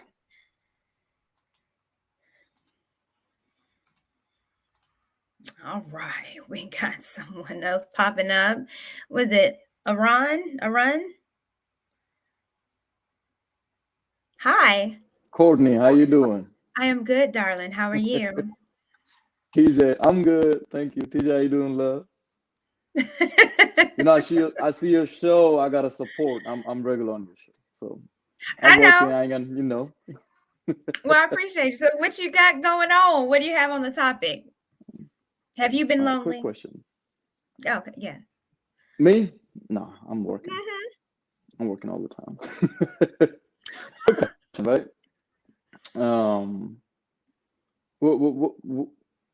There's marriage, right? Without marriage, people can live off. End of the day, when our time comes, we have to walk by ourselves, right? Ain't nobody gonna assist us. Not my mother, not my father, not my children, right?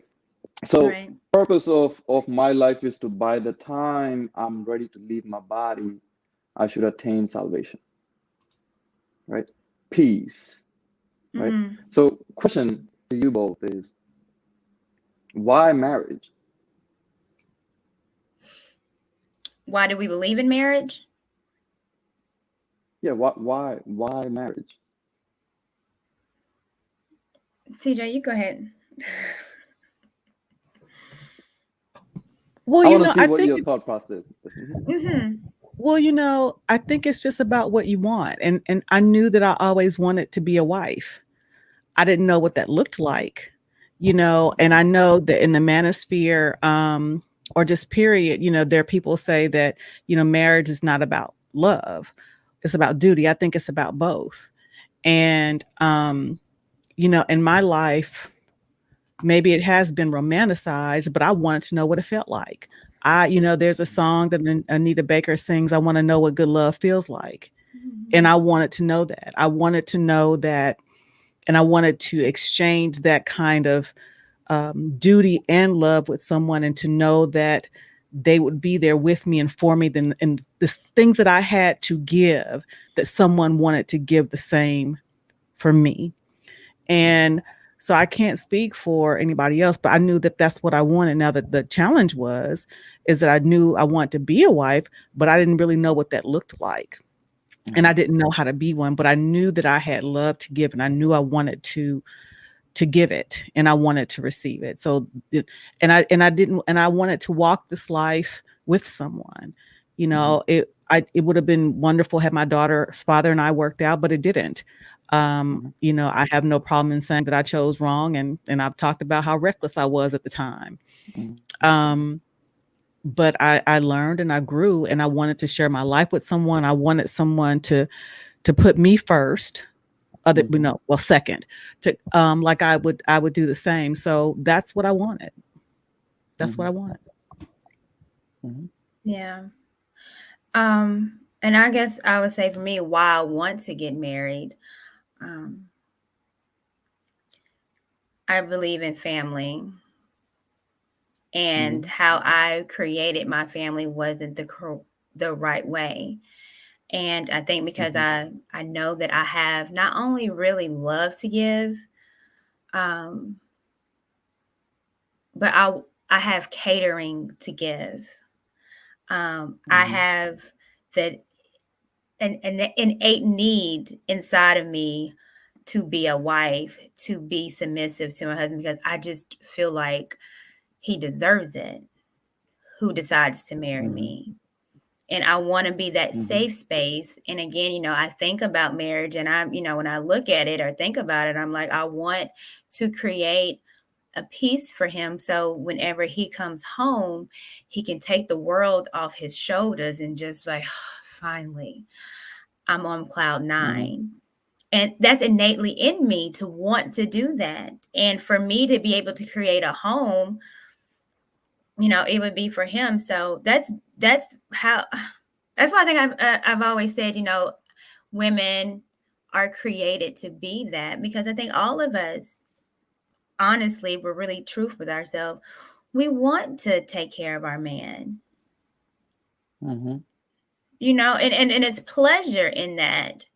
So I was created to be that. And, you know, I just really want to do it the right way, be an example for my daughter, so she can do it the right way. And I can't be an example and tell her she needs to be a wife, and I'm sitting here watching Sex in the City eating bonbons. I can't do that. So, yeah. What about you? Do you believe in marriage? So, absolutely. I'll tell you like this, right? Marriage has 3 aspects to it: physical, mental, and spiritual, right? Physical is completely biological. What that means for a man is completely different for a woman, but their both objective is the same, right? Ideally, let's not talk about what's going on currently on this planet, right? Ideally, humans are more conscious beings, not like animals, right? Even among animals, they only come together, be intimate, only to procreate. Nothing other than that. They don't indulge in the erotic version of lust, right? They only come strictly for procreation. So every animal is on its purpose. When they come together for a female, is procreation. But there's a greater amount of violence among animals, right? So they're not as, I would not use the word conscious. They're on a different intellectual level. They don't speak, that's why, right? But human beings have tongue, right? And we are at a different level of consciousness. What that means, if we don't nurture the baby properly, that baby can grow up becoming great destruction, create great destruction on this planet, right? That's what we are capable of. Now, biological aspect, it does not just end with my baby, right? If I pass on my last name, and if I make sure I create a successful institution, right? I can create a whole tree of my last name. You know what I mean? So down the line, let's say my great grandkids, and I maintain that lineage, by practicing monogamy and practicing my last name, down the line, when the judgment day comes, right, I will be successfully raising and nurturing kids under that same institution with the same morals, values, and character, right? The negative effect of it, if I do not successfully raise a child under that institution, they grew up with a lot of dysfunction. How many of them can come out of it strong? That's why we need more therapy at certain ages, and some might not even come back, right? Now, the reason why it is because it's in science. I have 23 chromosomes from my mother. I have 23 chromosomes from my father. Biologically, my gravity is connected to them mentally and spiritually, right? I cannot pick and choose either one of them. I need both of them, right? Ideally, I need both of them ideally to nurture me until I get to my conscious state, right? Now then comes economy, then comes society, nation, structure, discipline, all these aspects. We can live off individually and I can live my life and I'll be done with it, but there's nothing next. There's no legacy for me next. As a man, I want to see my bloodline 300 years from now, 500 years from now, right? Now, as you see in this society, there's a lot of alphabet community going on, individual going on. Those are the people I see they are going to go extinct because they're not passing on their DNA. They're not passing on their gene. And that's their choice. You can do that, right? World is overpopulated anyway, right? But they are subconsciously choosing not to procreate. What that means, when that judgment day comes, there's none of your bloodline over there to represent yourself. Yeah. You know what I mean? So me personally, I believe in marriage. Right? I've been married once. And I love your show because you guys are trying to bring change to the society, which I have not seen happen. I would say I moved to America in 2008, right? And I've seen I was in Toledo, Ohio. I've seen women with 9 kids with 7 different baby daddies. I could never understand that because that's new for me, but that is normal over here in some society, some areas, right? So this last 2 or 3 years, what I'm seeing is that good people like you guys are trying to speak the word, right? Trying to speak it into existence. It might not happen now, but when my daughter grow up, become part of the society, she might bump into these values, right? So she's 3 years old, almost 3 years old. I've been married once, did not work out. My daughter is black. I'm Indian. Where are you located? I'm in New York. Where are you located? Ladies, you hear that? He's in New York. I'm in New York. Yes. Are you single? Yeah, I'm single now. Ladies, you hear that? TJ, TJ, the love doctor. Get a hold of it now. All right. Marriage is very important to me. Very important to me because as a man, on purpose, I believe in creating my legacy. That way I can pass on that gene, values, morals, at the same time, raise a child who can be a good citizen in society. And government cannot do that. No school cannot do that, you know? And, thank you guys. And that's why I strongly support you guys because you guys are trying to have that log and bring change to society. Yeah. Well, thank you so much for popping up. And someone said they're about to book a flight. So just letting you know. Oh, all right. Thank you, Courtney. Thank you, TJ. Thank you. I like your hat. Have a good day. All right. Bye. Bye. That was funny. I mean, he was easy on the eyes. I'll say that. Hey. What's going on, Sandy? Hey, Ma. Hey, you stay put. I'm gonna put some other people because I'm gonna talk to you. So you stay put. Hey, Pumpkin. Oh my gosh, Mom. How you doing, Ken? Hey, what's going on, Sister Courtney? Hey, what's Sister going TJ, on with how you? y'all doing? Good. What you got for All us right. today? Now, one of the things I wanted to mention, man, I like what you guys are doing. Is definitely bringing information to our community. Hopefully, my Mm-hmm. reception holds up. I'm talking from my truck. Okay. Um, One of the things that I wanted to bring up, some of the brothers, get on and they talk about being the head of household and stuff like that. But if we're honest, some of us come from traumatic backgrounds and we don't know what that actually looks like being the head of household. A Mm-hmm. lot of brothers talk about, and I'm 35, I'm engaged now. And the way that I used to look at provision 5, 10 years ago and how I look at provision now is completely different. So a lot of brothers talk about, being head of household, being a provider and things like that. What I find and what I found in myself in my younger days or when I was a little bit younger, however you want to put it, you're not just providing financially, you're providing emotionally as well. And when you think about that, it changes your whole perspective on what provision actually is. So then it causes you to have to do a lot of self work because a lot of Mm-hmm. us struggle with being vulnerable as men. So if you struggle with being vulnerable as a man, you have to seek out counseling and figure out where did that come from, because it kind of gets deep, because if you look at it long term, when you go to have a family, you'll put those same things into your children because you have trauma that you have not dealt with, that you have not even admitted.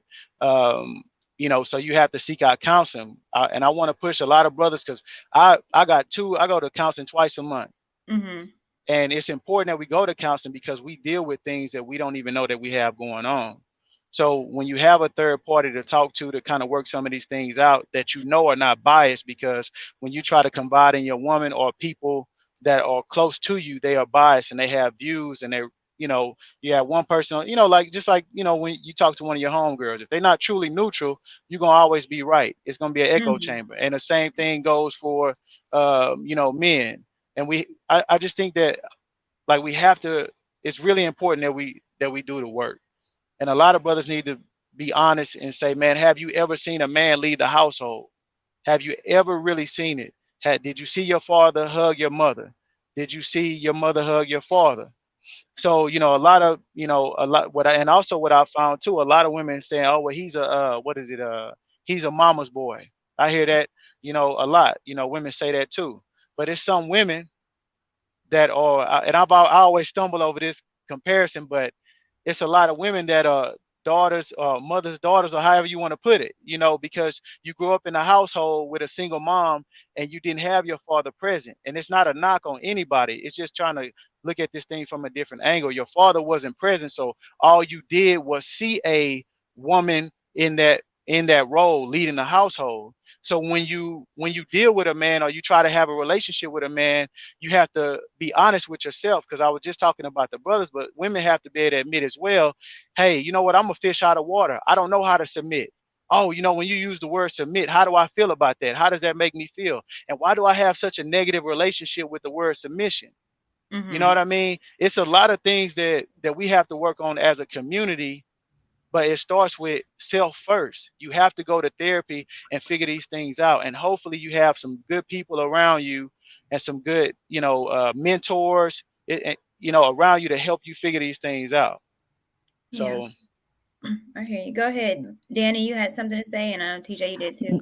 Oh no, just everything Ken said was spot on. Yeah. Definitely me, obviously my mom is Mosaic with TJ, so I was a mama's girl by default because my dad Mm-hmm. wasn't around very much. And seeing a woman as strong as my mom, and that was my example, all I knew was strength. That's all I Mm-hmm. knew. So I knew, of course, affection from family, but from a man, did not understand it for like the longest time. So when I find, because I'm married now, I've been married 3 years, and my husband grew up in a 2-parent household. Mm-hmm. So his stability mentally, emotionally was something I couldn't fathom for a while when we started dating. Because I'm like, who is this man who is not paying me no mind and who is emotionally stable, who is just chill? I'm like, what is this? But it's because he came up in a functional household where he didn't have to worry about, instability emotionally, where he was able to learn, how to lead from his father's example, because his parents are still married, 30 plus years strong. So Mm-hmm. it's a very big difference with how we grew up because of just the dynamic of the two-parent household. And it's a functional two-parent household. It wasn't the kind of relationship that was staying just for the kids, you know?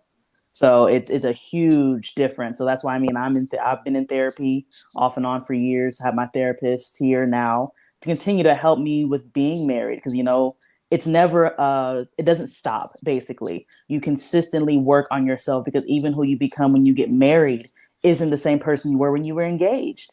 Yeah. You change. And so counseling is key to keep the evolving version of you going so you guys can continue to become one. Like, it's so important. Yeah.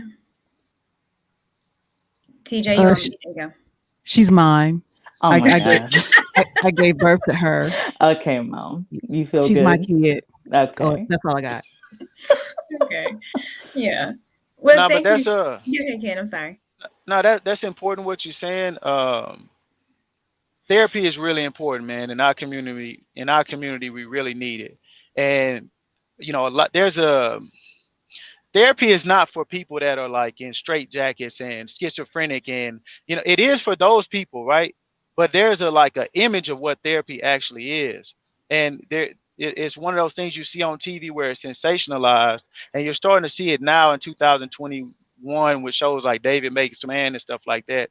They're demystifying, you know, what therapy actually is and what it actually looks like.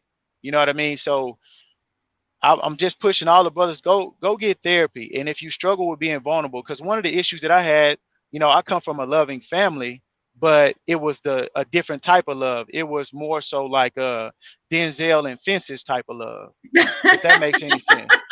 You know what I mean? Like, I love you. Hey, the old school, like, do I have a roof over your head? Like, That's I great. love you, I provide for you, you know, those kind of things. But that doesn't translate well into a relationship, especially with a woman who wants affection and wants to, you know, be close to you. And because I used to feel uncomfortable, and I still struggle with it now, feel uncomfortable with people trying to hug me. I'm like, oh, hold on, you in my personal space, you know. But if you think about that, you have to really deal with that. Why does love feel uncomfortable, and why does, you know, the trauma feel so comfortable? Like, it's a lot of stuff that we have to be real with and deal with. And I hope a lot of brothers, you know, can deal with that, because you cannot have a successful relationship. And I'm telling, trust me, I'm talking from experience. You cannot have a successful relationship if you cannot be vulnerable, you cannot be soft, the same savage you are out here in the streets dealing with these dudes that try to do X, Y, Z, and then you come home with that same type of energy. It doesn't work well. The same things that might make you successful in business, when you come home, you got to wear a different hat, and it's a completely different environment with completely different requirements. So, And to that point, Ken, you know, when Danielle and I had a talk a couple of weeks ago, and I asked her, you know, what did she see in me when it came to relationships? And basically, she, you know, I'll let you say it. Danielle, tell them what you said. Oh, well, you know, my mom brain, so forgive me if I forget a few parts. But basically, in a nutshell, my mom was always kind of the dominating person because her personality is very abrupt. It's very, you gonna know she in the room type person. You know, so for a man to deal with that, you have to either one, be very strong emotionally within yourself, or you just didn't deal with it and you left. But she's not made for the weak, and neither am I. Like, I'm very much someone who needs someone who can balance me out, because even as much as I have evolved as a woman being a wife, the Danielle of 22 when I met my husband isn't the Danielle of 27 today. They're two entirely different people. But it's because my husband was man enough and strong enough to deal with me and my rawness. Because I think that's where a lot of us fail when it comes to relationships. We don't give grace, and we're not patient enough with each other. We need to know who you are at this moment can change if you want to change, because that's the key. You can't make anybody be any different than they are unless they desire to be better. And that's where my mom, meeting Lawrence, she has changed. She has desired to be better, desired to be softer, desired to be just more meek and move quietly versus so abruptly like she used to. So it's a lot better now, for sure. Well, and to that point, Ken, you talked about, you may be a person, may be you are speaking as it relates to men, how they may be a certain person in the boardroom or at work, but when you come home, you have to be different. And I think what I talked about is I was a certain woman when I had my uniform on and doing this kind of stuff, but because I did not have a husband, I didn't know how to adjust. Yeah, compartmentalize it. Yeah, I didn't know how to adjust. And that takes time too, man. It's not as easy as people make it sound. Like, therapy is one step, but then to like walk it out, that's the hardest part. Because you can have someone tell you, hey, you have a problem with intimacy. Oh, okay. But then you have to actually do the steps to change that problem of intimacy. And that's Yeah, when that's having the right man. partner is like key to allow that kind of rough transition to go on. Because I used to have an anger problem, like a serious anger problem. So with my husband, I knew I had one, but I had to feel safe enough and trust him enough to address those problems and carry them out and allow him to call me out on it when I did the same behavior.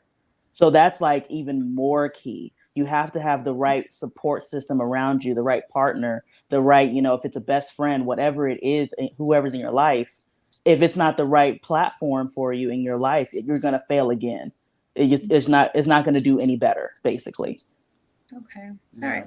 Well, thank you, Ken. I'm going to take a couple more calls. All right. Y'all be safe. Before we head out. Thank you. I appreciate you, Ken. I'm going to bed. Good night. Thank you for having me on. Good night. Bye.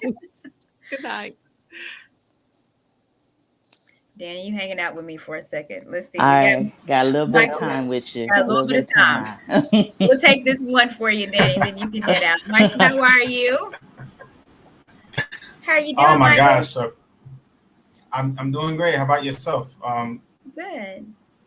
By the way, I just always wanted to say I think you're a very lovely person, and I'm a big fan of yours. I like the way you express yourself in the way you explain things, very logical, very sound. So I just wanted to say that. Oh, thank you. I needed to hear that. I appreciate it very much. Always. So what you got? Well, it was just paying attention to everyone. And Danny, just wanted to say hi to you as well. Hey. So just listening to everyone speak and just thinking about the topic in general. In my opinion, I think I would say marriage, even to this day, even this very day, even though the world has changed so much over time, I would say I still believe in it. I still believe marriage is something that's still needed to this day. As a kid, I saw the way my mother and father operated. I would say the relationship that my mother and father had, it wasn't necessarily a marriage where they were in love with each other, but I can tell you that both sides always respected each other, and both sides understood that there was a level of duty that was required on both sides. And it was a marriage that worked really well for a very long time. So I'll say that. And as far as my personal journey is concerned, over time I realized that marriage is not something that any of us are entitled to. Myself personally, I believe marriage is something that we all have to earn. And ultimately it starts with doing the effort and doing the work to want to improve ourselves each and every single day to be the best possible versions of ourselves. And once we do that, that will ultimately attract the right people around us. And of course, unfortunately, there's no guarantee when attracting the right person will happen. It might be tomorrow, might be next week, might be the next month, might be. There's no guarantee. And it took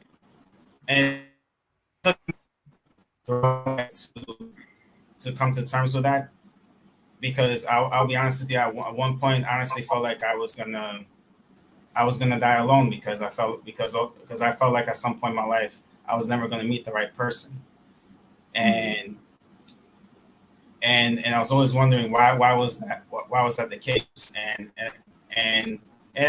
of course I knew what the answers were. guy, very introverted. I was afraid of rejection. But ultimately, over time, I came to the realization that, hey, I'm alone because of me. I'm alone because of me. Mm-hmm. And once I embrace that fact, I said, you know what? I don't need to be alone. And ultimately, I knew what I had to do, and I started working on the things I need to do in order to become the best version of myself. And thank goodness, I in fact, next month will be officially 1 year since we've been together. Oh, well, And congratulations. Yay. Hey. That's beautiful. Yay. That's a great story. And I appreciate that. And definitely with the self-reflection. And I think that's what we miss a lot is, acknowledging. You can't acknowledge loneliness and figure that we can get over it until we first acknowledge it and say, yeah, we are. And it's normal. And, I think you even saying, I had to work on myself and doing the work. Now look at where you are. Yeah, And you deserve absolutely. Well, thank you for the kind words. And listen, and honestly, I tell my girlfriend every day, I never take you for granted. I appreciate everything you do for me every day. And and I always say thank you because at the end of the day, I'm not entitled to have her. In my opinion, she's not someone I quote unquote deserve. I consider myself extremely lucky to have her, and I always know that each and every single day I have to get a little bit better in order to make sure that I'm working. Because sometimes you never know, and if you start taking people for granted, that's when we all get ourselves in trouble, and that's when we leave ourselves vulnerable to the other person walking away. And so that's why even you don't just sit down and say, okay, it's done. That's when the real work actually begins. But it's been a fun journey along the way because it's really been easy. We can laugh and joke about everything. When you're with the right person, everything's not so serious. It just every day flies by. And of course, we all have there's this there's going to be disagreements every now and then, but yeah. But it's been a very fun journey so far. Well, that's good. Thank you That's for sharing beautiful. your story. I appreciate you. Always, and again, thank you for having me on, and hopefully we can talk again soon. Yeah. Well, if I'm in here, log in. I got you. Bye, Michael. Thank you. Hi. Oh, so sweet. Oh, I know. I'm such a lover of love. I'm that person. Even when I was single, I'm like, oh, you're in a relationship. That's so great. I've always loved it. I think it's a beautiful thing. Because at the end of the day, this is what we want. Yeah, it's a beautiful thing. Just got to work for it and consistently work at it. It's not as hard as people make it. It's only hard when you try to make it for selfish reasons. I understand. All right. Well, then I know you got to go. Yes, honey. Got the child in here. So let me go on to bed to sleep. It's been a pleasure. It always is. Bye. Bye, Jenny. Oh, my other homie. Hey, how you doing? What up, D-Money? What's going on? Hey, what's up, Courtney? How you doing? Good. It's always good to see you. Good to see you too, Courtney. I am so glad to see you back. Okay, listen. Okay, I'm glad to see you back. I'll be in the chats. It's just you're not paying attention to the chat. That's all. But I'm in there. I'm in there talking and okay.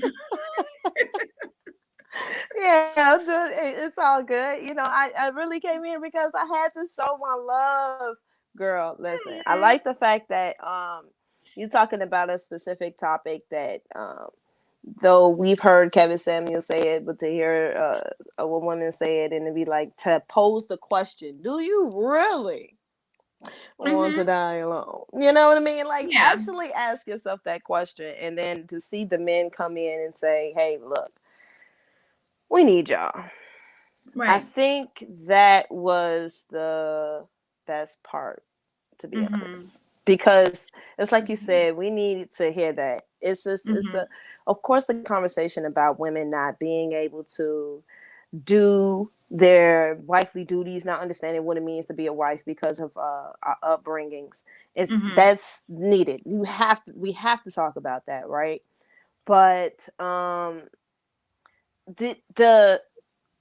the fact that we get the other balance of it is much love. It's much love. Yes, I cut the hair. No, Yvette. no, you see, I'm in the comments. I'm like, they love what it do. Oh, they are. I'm so wow. Okay. They love what it do too. Okay, I can't see the chat, of course. I'm in here just that's right. I popped it up there for you so you can see. Okay. I appreciate the love, you guys. I really do. Shows your face and your pretty face. And now it's like, look at me. You know, a lot of people have said that. A lot of people that seen the cut, they was like, your face comes out so much more and so much. And I think that's only because, you know, Locks has a lot of personality, you know, so that Locks is a personality by itself. So I think it was just time for a new. I just needed new. I understand completely. I just needed new, and that it was one of those things. Hey, like, you know, you guys, you listen. You guys don't know when I come on here and I go back to the comments and I see some of you guys talking about my lips. I don't know how many times I almost didn't put on lip gloss just because of these comments that be in there about my lips. Now, I am grateful for it. Thank you so much for it. All right. Thank you. I appreciate it. Lord, but you guys be going crazy. Yeah, they were on the chat. But I love it though. But to your point though, like I said, we do need to hear that. Because like I said, I mean, we don't hear it anymore. No, we don't. And you know, I always, you know, I think a lot of men, and they don't say it because they want to, I think sometimes feel like they want to reprimand us. You know, and yeah, I don't even know.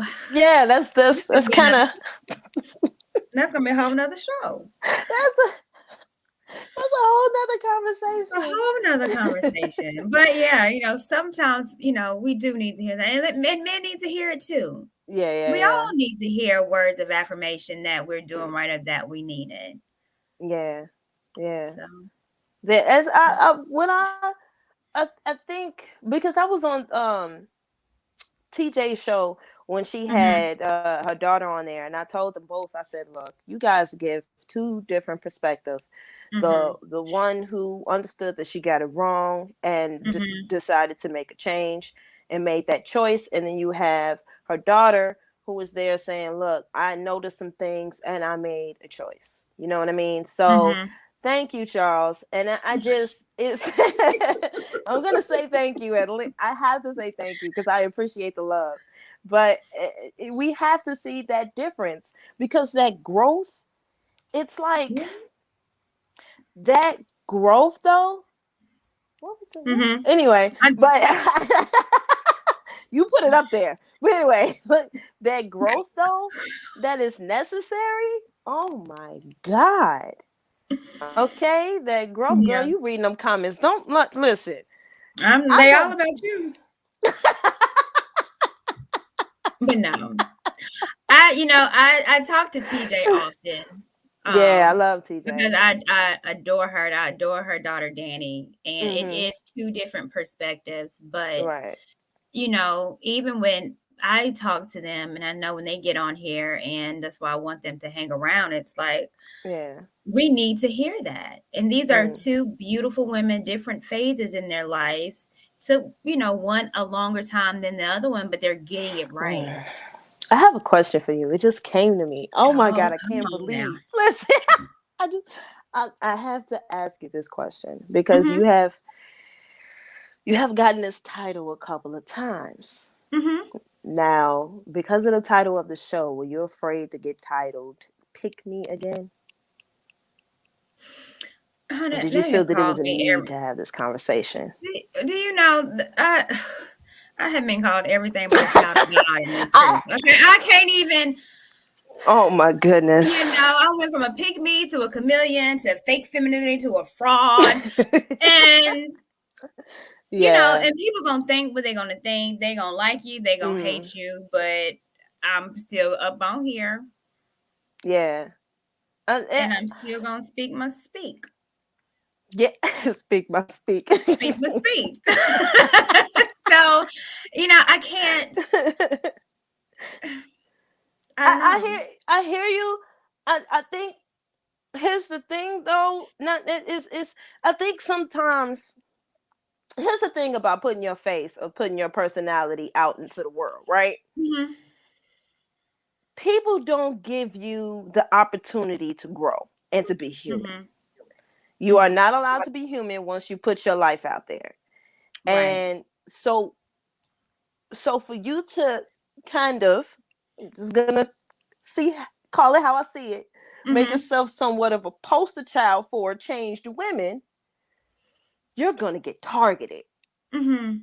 You know what I mean? And it's I don't know if you were necessarily ready for that. You know, But because I never put myself. I never said, "Hey, y'all better follow me." I've never said that. yeah, From day one, I said, "Y'all, yeah, I'm learning this thing, and y'all gonna be on this journey with me." I have always said that. right, I said right, I am continually growing. And the thing is, I'm always going to be growing until I die. There's not a one day that right, anyone should be okay with just settling for who they are and don't want to change, don't want to get better. yeah, So it's an evolution, but I'm always going to be evolving, yeah, you know, and yeah. I'm wanting to evolve to be better every day and every day. But there's going to be mishaps because we all go through it. That's And true. yeah, when I at the beginning of the show, I said when I moved back to Tennessee, you know, I didn't have a pot to piss in. And here I am, 28, 29 years old with a degree, and I had no job. I had to move back with my mom. I had not a dime to my name. And I Mm-hmm. had to start all over again. So here I'm at 30. And then I had to start all over again a few years after that. So, Yeah, but it's the one tough. thing that I can say is that I'm resilient as hell. It shows. And I'm still here. It shows. It Hmm. shows. Okay, yeah. I had to ask. You know, so much was going on. I haven't spoken to you since the beginning of a lot of the hip hop and all of that. You know, The all of debacle. the debacle, all of the craziness. You know, there's been times where I understood where you was coming from, and I agreed with some of your points, and then there was times where I disagreed, and then I was Mhm. just. But at the same time, how I was receiving it as we're seeing someone acknowledge a change in their livelihood in front of us. Mhm. That's how I took it. And then I Mhm. also took it where we get to see different facets of you. Mhm. So, you know, you can either take it as like, you know, take the good with the bad and the bad with the good and leave it at that. Or you can act as some of these fools act and it just wrote you off. And for me, I understand people are human. Mhm. Period. Yeah. Period. So the the one that loved you from the beginning and understood how things change Mhm. stick around, and girl, I'll still rock with you. I'm right here. I love you. Thank you. And you know I love you too, and I appreciate you just for even being there, and you always hold me accountable. Yeah, I'm And I gonna do appreciate that. that. Yes, we know that you are. I'm gonna do that. We have to, and Yeah. that's one. I think because I kind of felt some kind of way when a lot of people felt. uh some people agreed and some people disagreed with me calling in that day, Mhm. and I honestly believe that though it could have definitely happened behind the scenes, the silver lining of it all is that people don't think women hold other women Mhm. accountable. Mhm. And it's like we do it in quiet so Mhm. much. And then we praise the negative in front of people So Right. they're just confused with reality. And I'm like, let me bring a little reality to you guys, because I have friends who hold me accountable. Okay. They will call Right. me Sheree. Right. And I will call them. And it's like we have to show that. It was, but I like the fact that at the midst of me doing that, Kay called me out. So we seeing all sides of it. You know what I mean? And the beautiful thing is that we continue to have these conversations where people can get to see all of it. Yeah. You know? I agree. I agree Yeah. with you. You know. I love you, Sheree. Thank you so much. You're just Love as you too, beautiful on the Florence. inside as you are out. Oh, thank you. Oh my God. Don't make me cry. Don't make me cry, girl. Oh You my are. God. Oh my God. That made me feel good. I like Yeah, that. I you appreciate are. that. Yeah. All right. Let me Yeah. get to some more people because All righty, girl. I'm hungry. Okay. All right. Bye, Sheree. I'll Bye see bye. you. See you. All right. Bye. All right. I'll take a few more. Marie,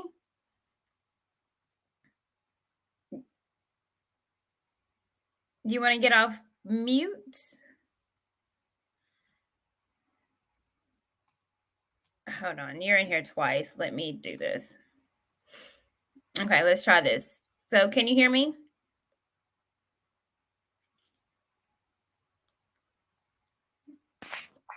Marie? Yeah, let's try one more time. Can you hear me now?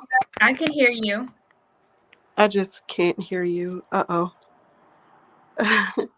Let me see.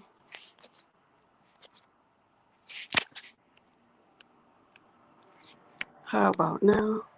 I can still hear you. No, I can't hear you. I'll leave and come back. Okay. All right. Polar bear, aka Polo Bear. What's going on with you? That's right. I have a dual personality. I'm both a I heard. bear. How you doing tonight, Courtney? Doing good. How are you? I'm doing all right. I actually fell asleep right after work. I was a bit exhausted. Then I woke up around 9:30 or so. So And heard me yapping. that's right. How's your daughter doing? She's doing amazing. Awesome. She just got her hair done. It's picture day tomorrow. You can't tell her she's not Beyonce. That's sweet. That's sweet. Hey, talking about, and correct me if I'm wrong on the topic, is it dying alone or living alone in your old age, or what was the focus? Well, you know what? I really am trying to encompass it all because, we use the term, not dying alone, but, you might die alone. My thing is it's always been, living this life being lonely. Yes. And for me, that is the biggest issue because, you might die alone. And I use the example, older couples, the spouse died, they're not going to get remarried at 70. They're going to, that happens.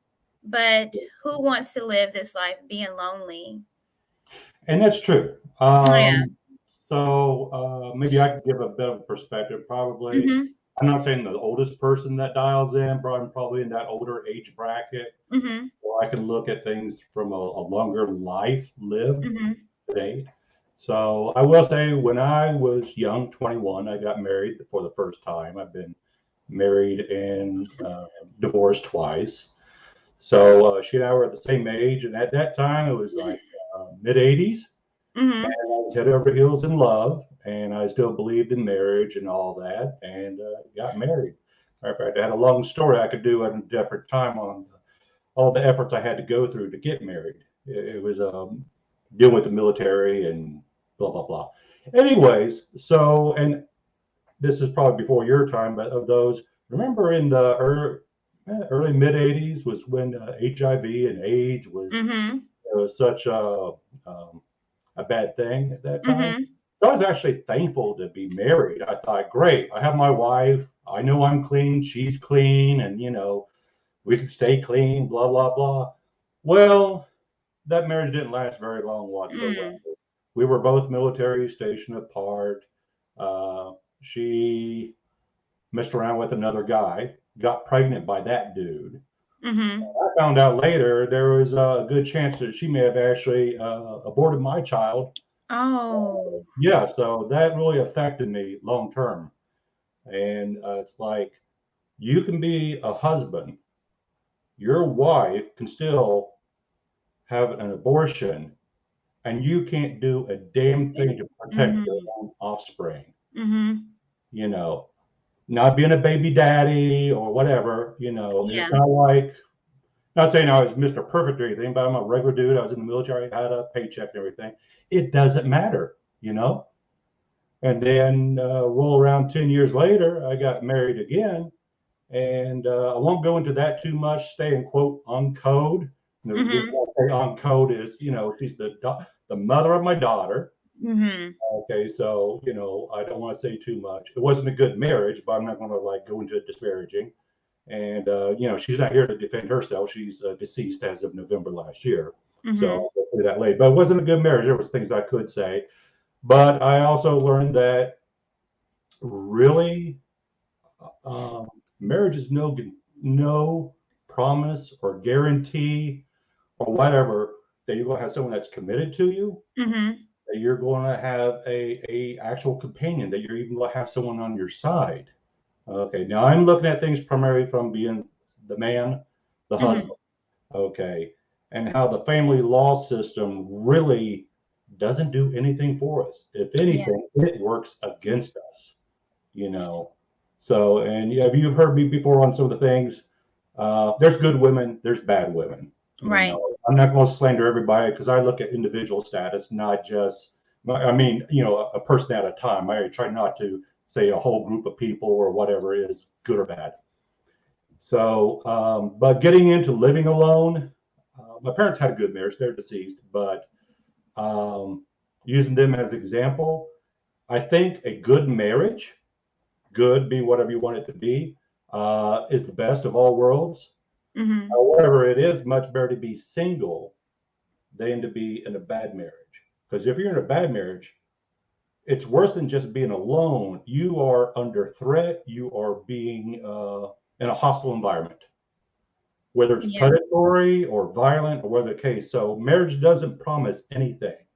And to exit out of the marriage, at least from a man's standpoint, you're getting cracked, to put it very, very lightly, even in the exit. Whereas, generally speaking, the women profit, and the law supports that endeavor.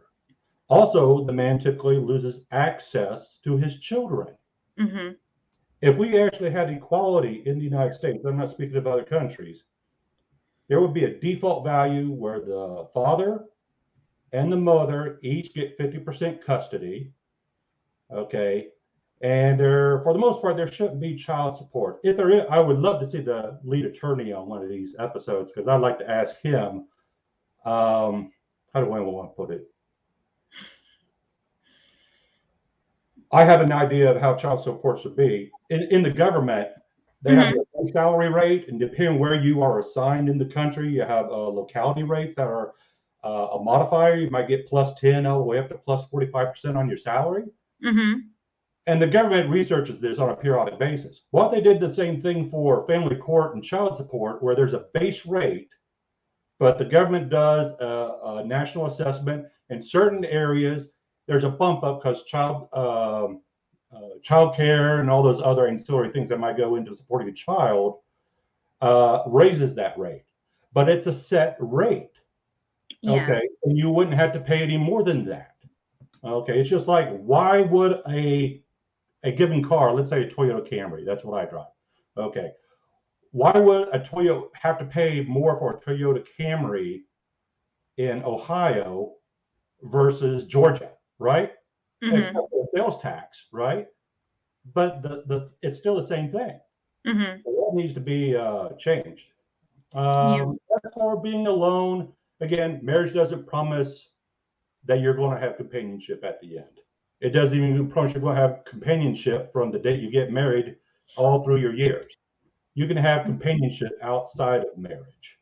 And also, as you do get older, you're going to end up being more lonely, probably because the people that you've known through the years, they're going to start dropping off.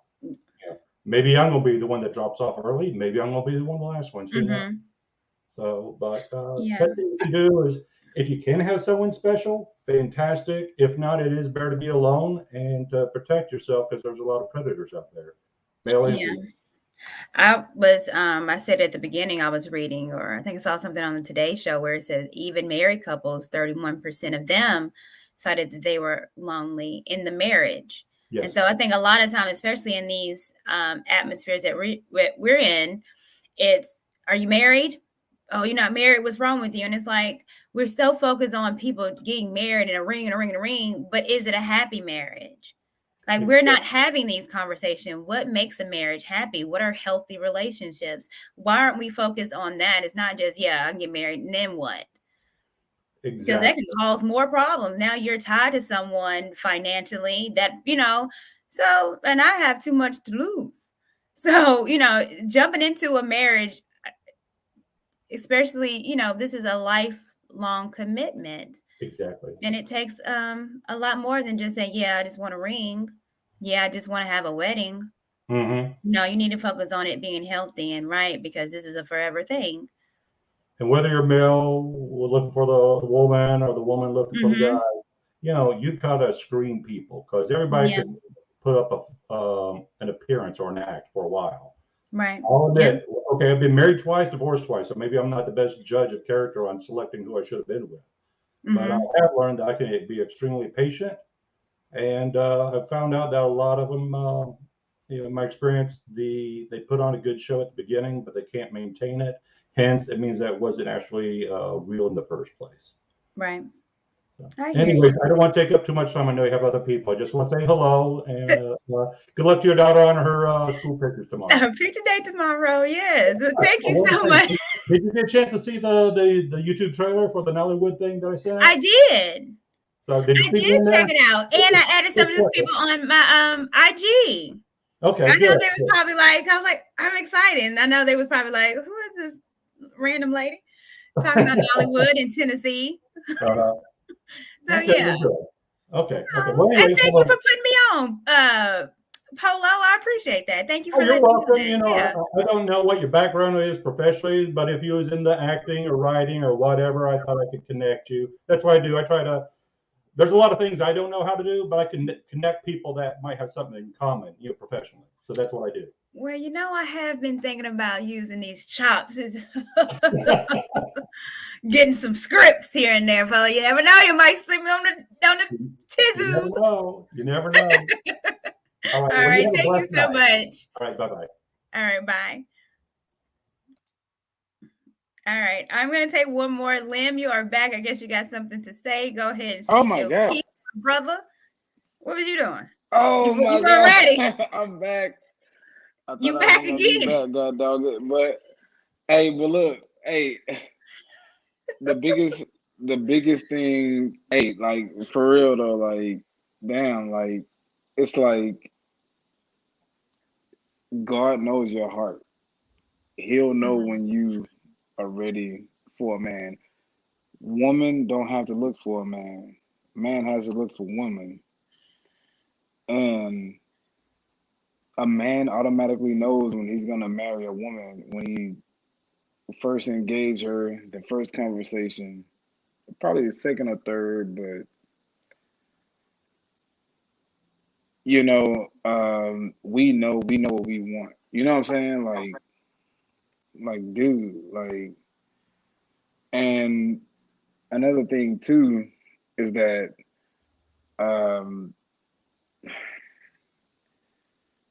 it's kind of hard to explain. You can't explain love. Like, people say love is an action, love is this and that, and whatever. But love is, from my perspective and through life, is that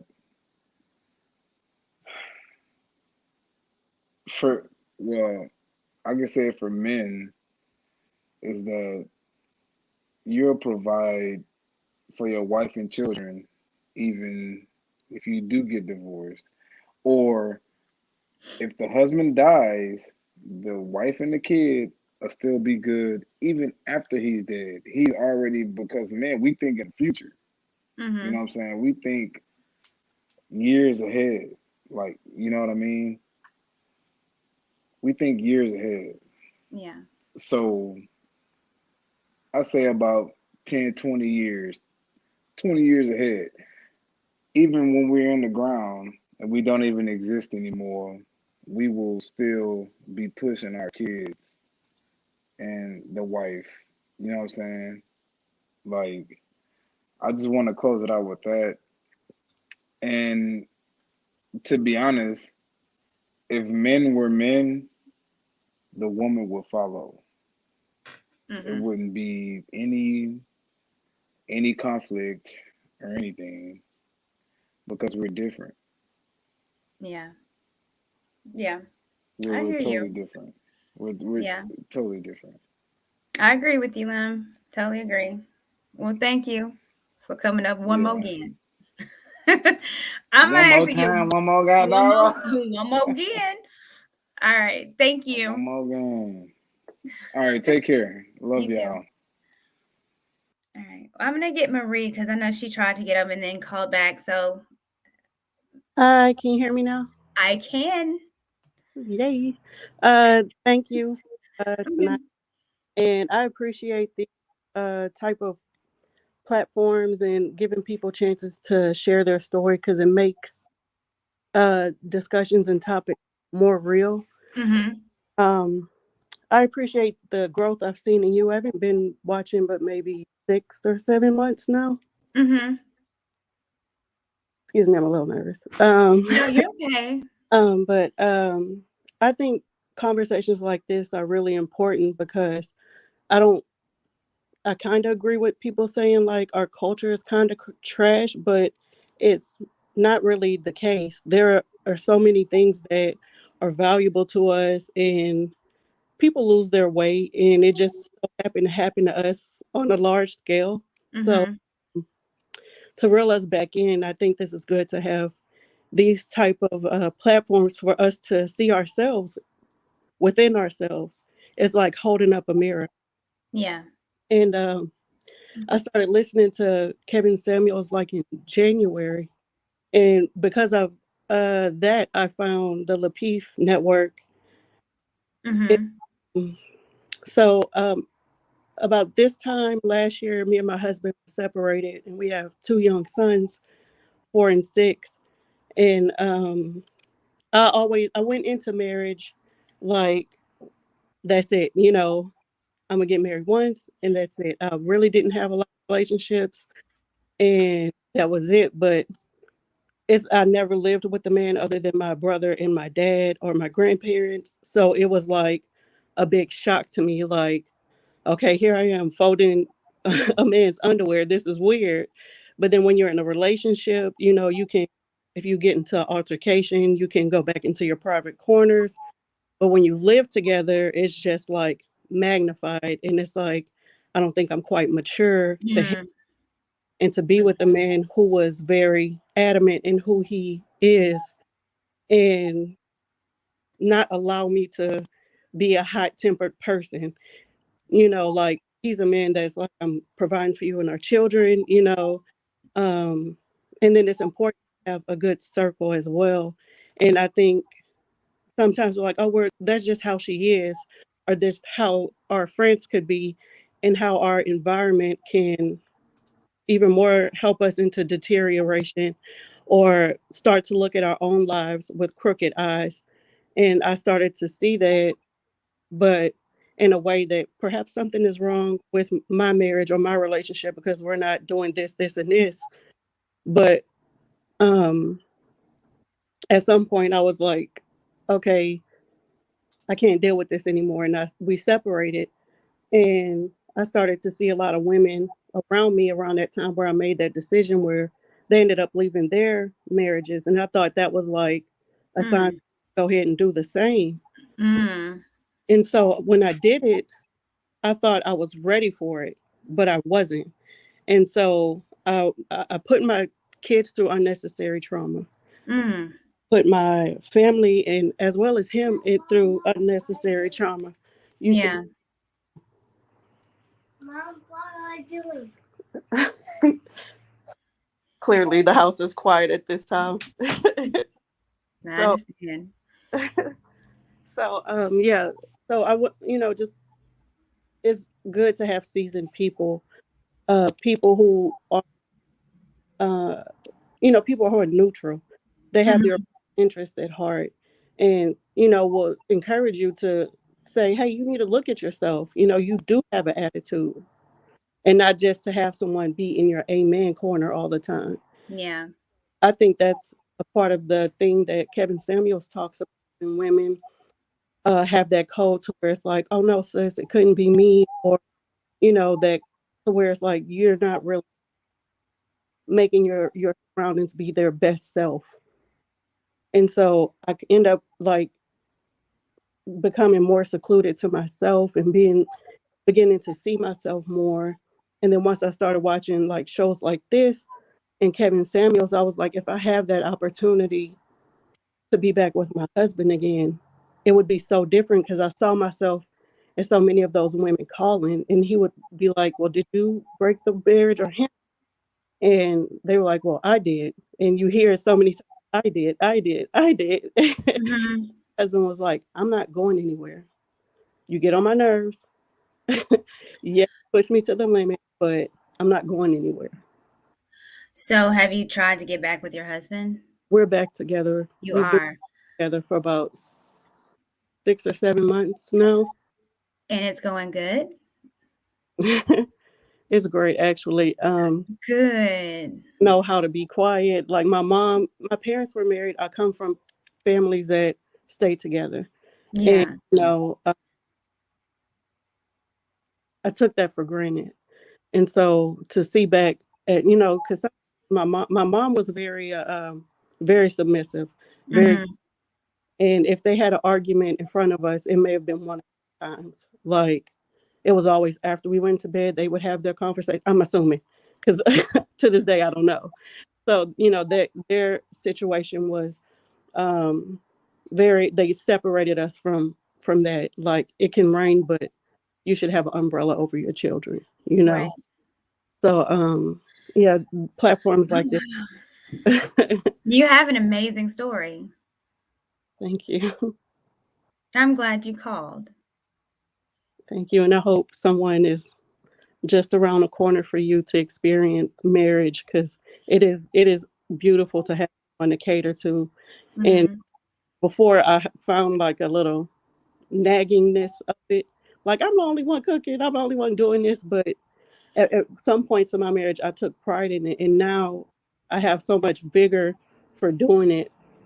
With that perspective, it's tiring, but it's less. I scan over my day every night before we go to bed. Did I do something? What could I do better tomorrow? Should I have ironed their clothes a little bit earlier? Could we have, get the kids out about 4 or 5 minutes earlier, make sure they get to school on time? Coffee is ready, stuff like that. That's just very intricate.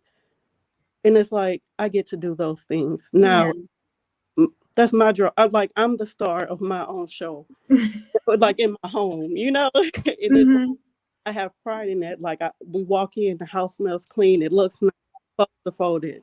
It's good to have a place to call home and have everyone around you appreciate that. That the kids sometimes go to bed and say, thank you for dinner. Thank you for this. And then we're all going to sleep grateful in that peace. Like that's what marriage is. Yeah. Thank you so much. I absolutely adore your story. And I'm glad you came back on in and told it, because I think it needs to be heard. And I think even with family and women, I do believe that it's innate for us to want to serve, to cater. I think, again, can't nobody tell me wrong. I think that's what we are created for. It gives us purpose. Yeah. And it's not really small. People make it something so like it's degrading almost, and it's not. Like I've heard for years, like women, you set the tone of your home. And I never understood that. Like when I was preparing myself to be a wife, I was living on my own. I would set 2 plates because I heard a pastor say it before when I was Christian. Like I would set plates, I would have a conversation as if my husband was home, and then like, but to actually do those things now, it's like completely different. There's value in you being a woman. There's value being feminine. There's value in your silence. There's value in knowing your husband's silence. There's value in staying in your position so you know how to maneuver. Like you can think when you're in a neutral and silent place, but still taking care of business. Yeah. Well, thank you. And you're the last call that I'm taking. And I think that you were the perfect call to be my last call. Thank you, Courtney. Thank you so much. And many blessings to you. You too. Have a good night. You too. Bye. Wow. I wasn't expecting that story, but what a beautiful story. And again, I've always said that I believe in redemption, and I believe that we get things wrong. All of us get things wrong. And if we still live and if we still breathing, we can get it right. So I'm going to let y'all go. I know we're going on almost 3 hours and I'm tired. I'm old. My bones is weak. But I will see you guys tomorrow night on Lapeef Let's Talk, 7:30 Central Time. God knows what that's going to bring. I never know. But I appreciate you guys for rocking with me for sure. It has been a journey and I'm still on my journey. And I thank you, anyone that is supporting, and even those that don't or rule me out. That's fine. Because you give me strength to be better. So y'all have a good night. Get some rest. Be safe. And love on your loved ones. Good night, y'all.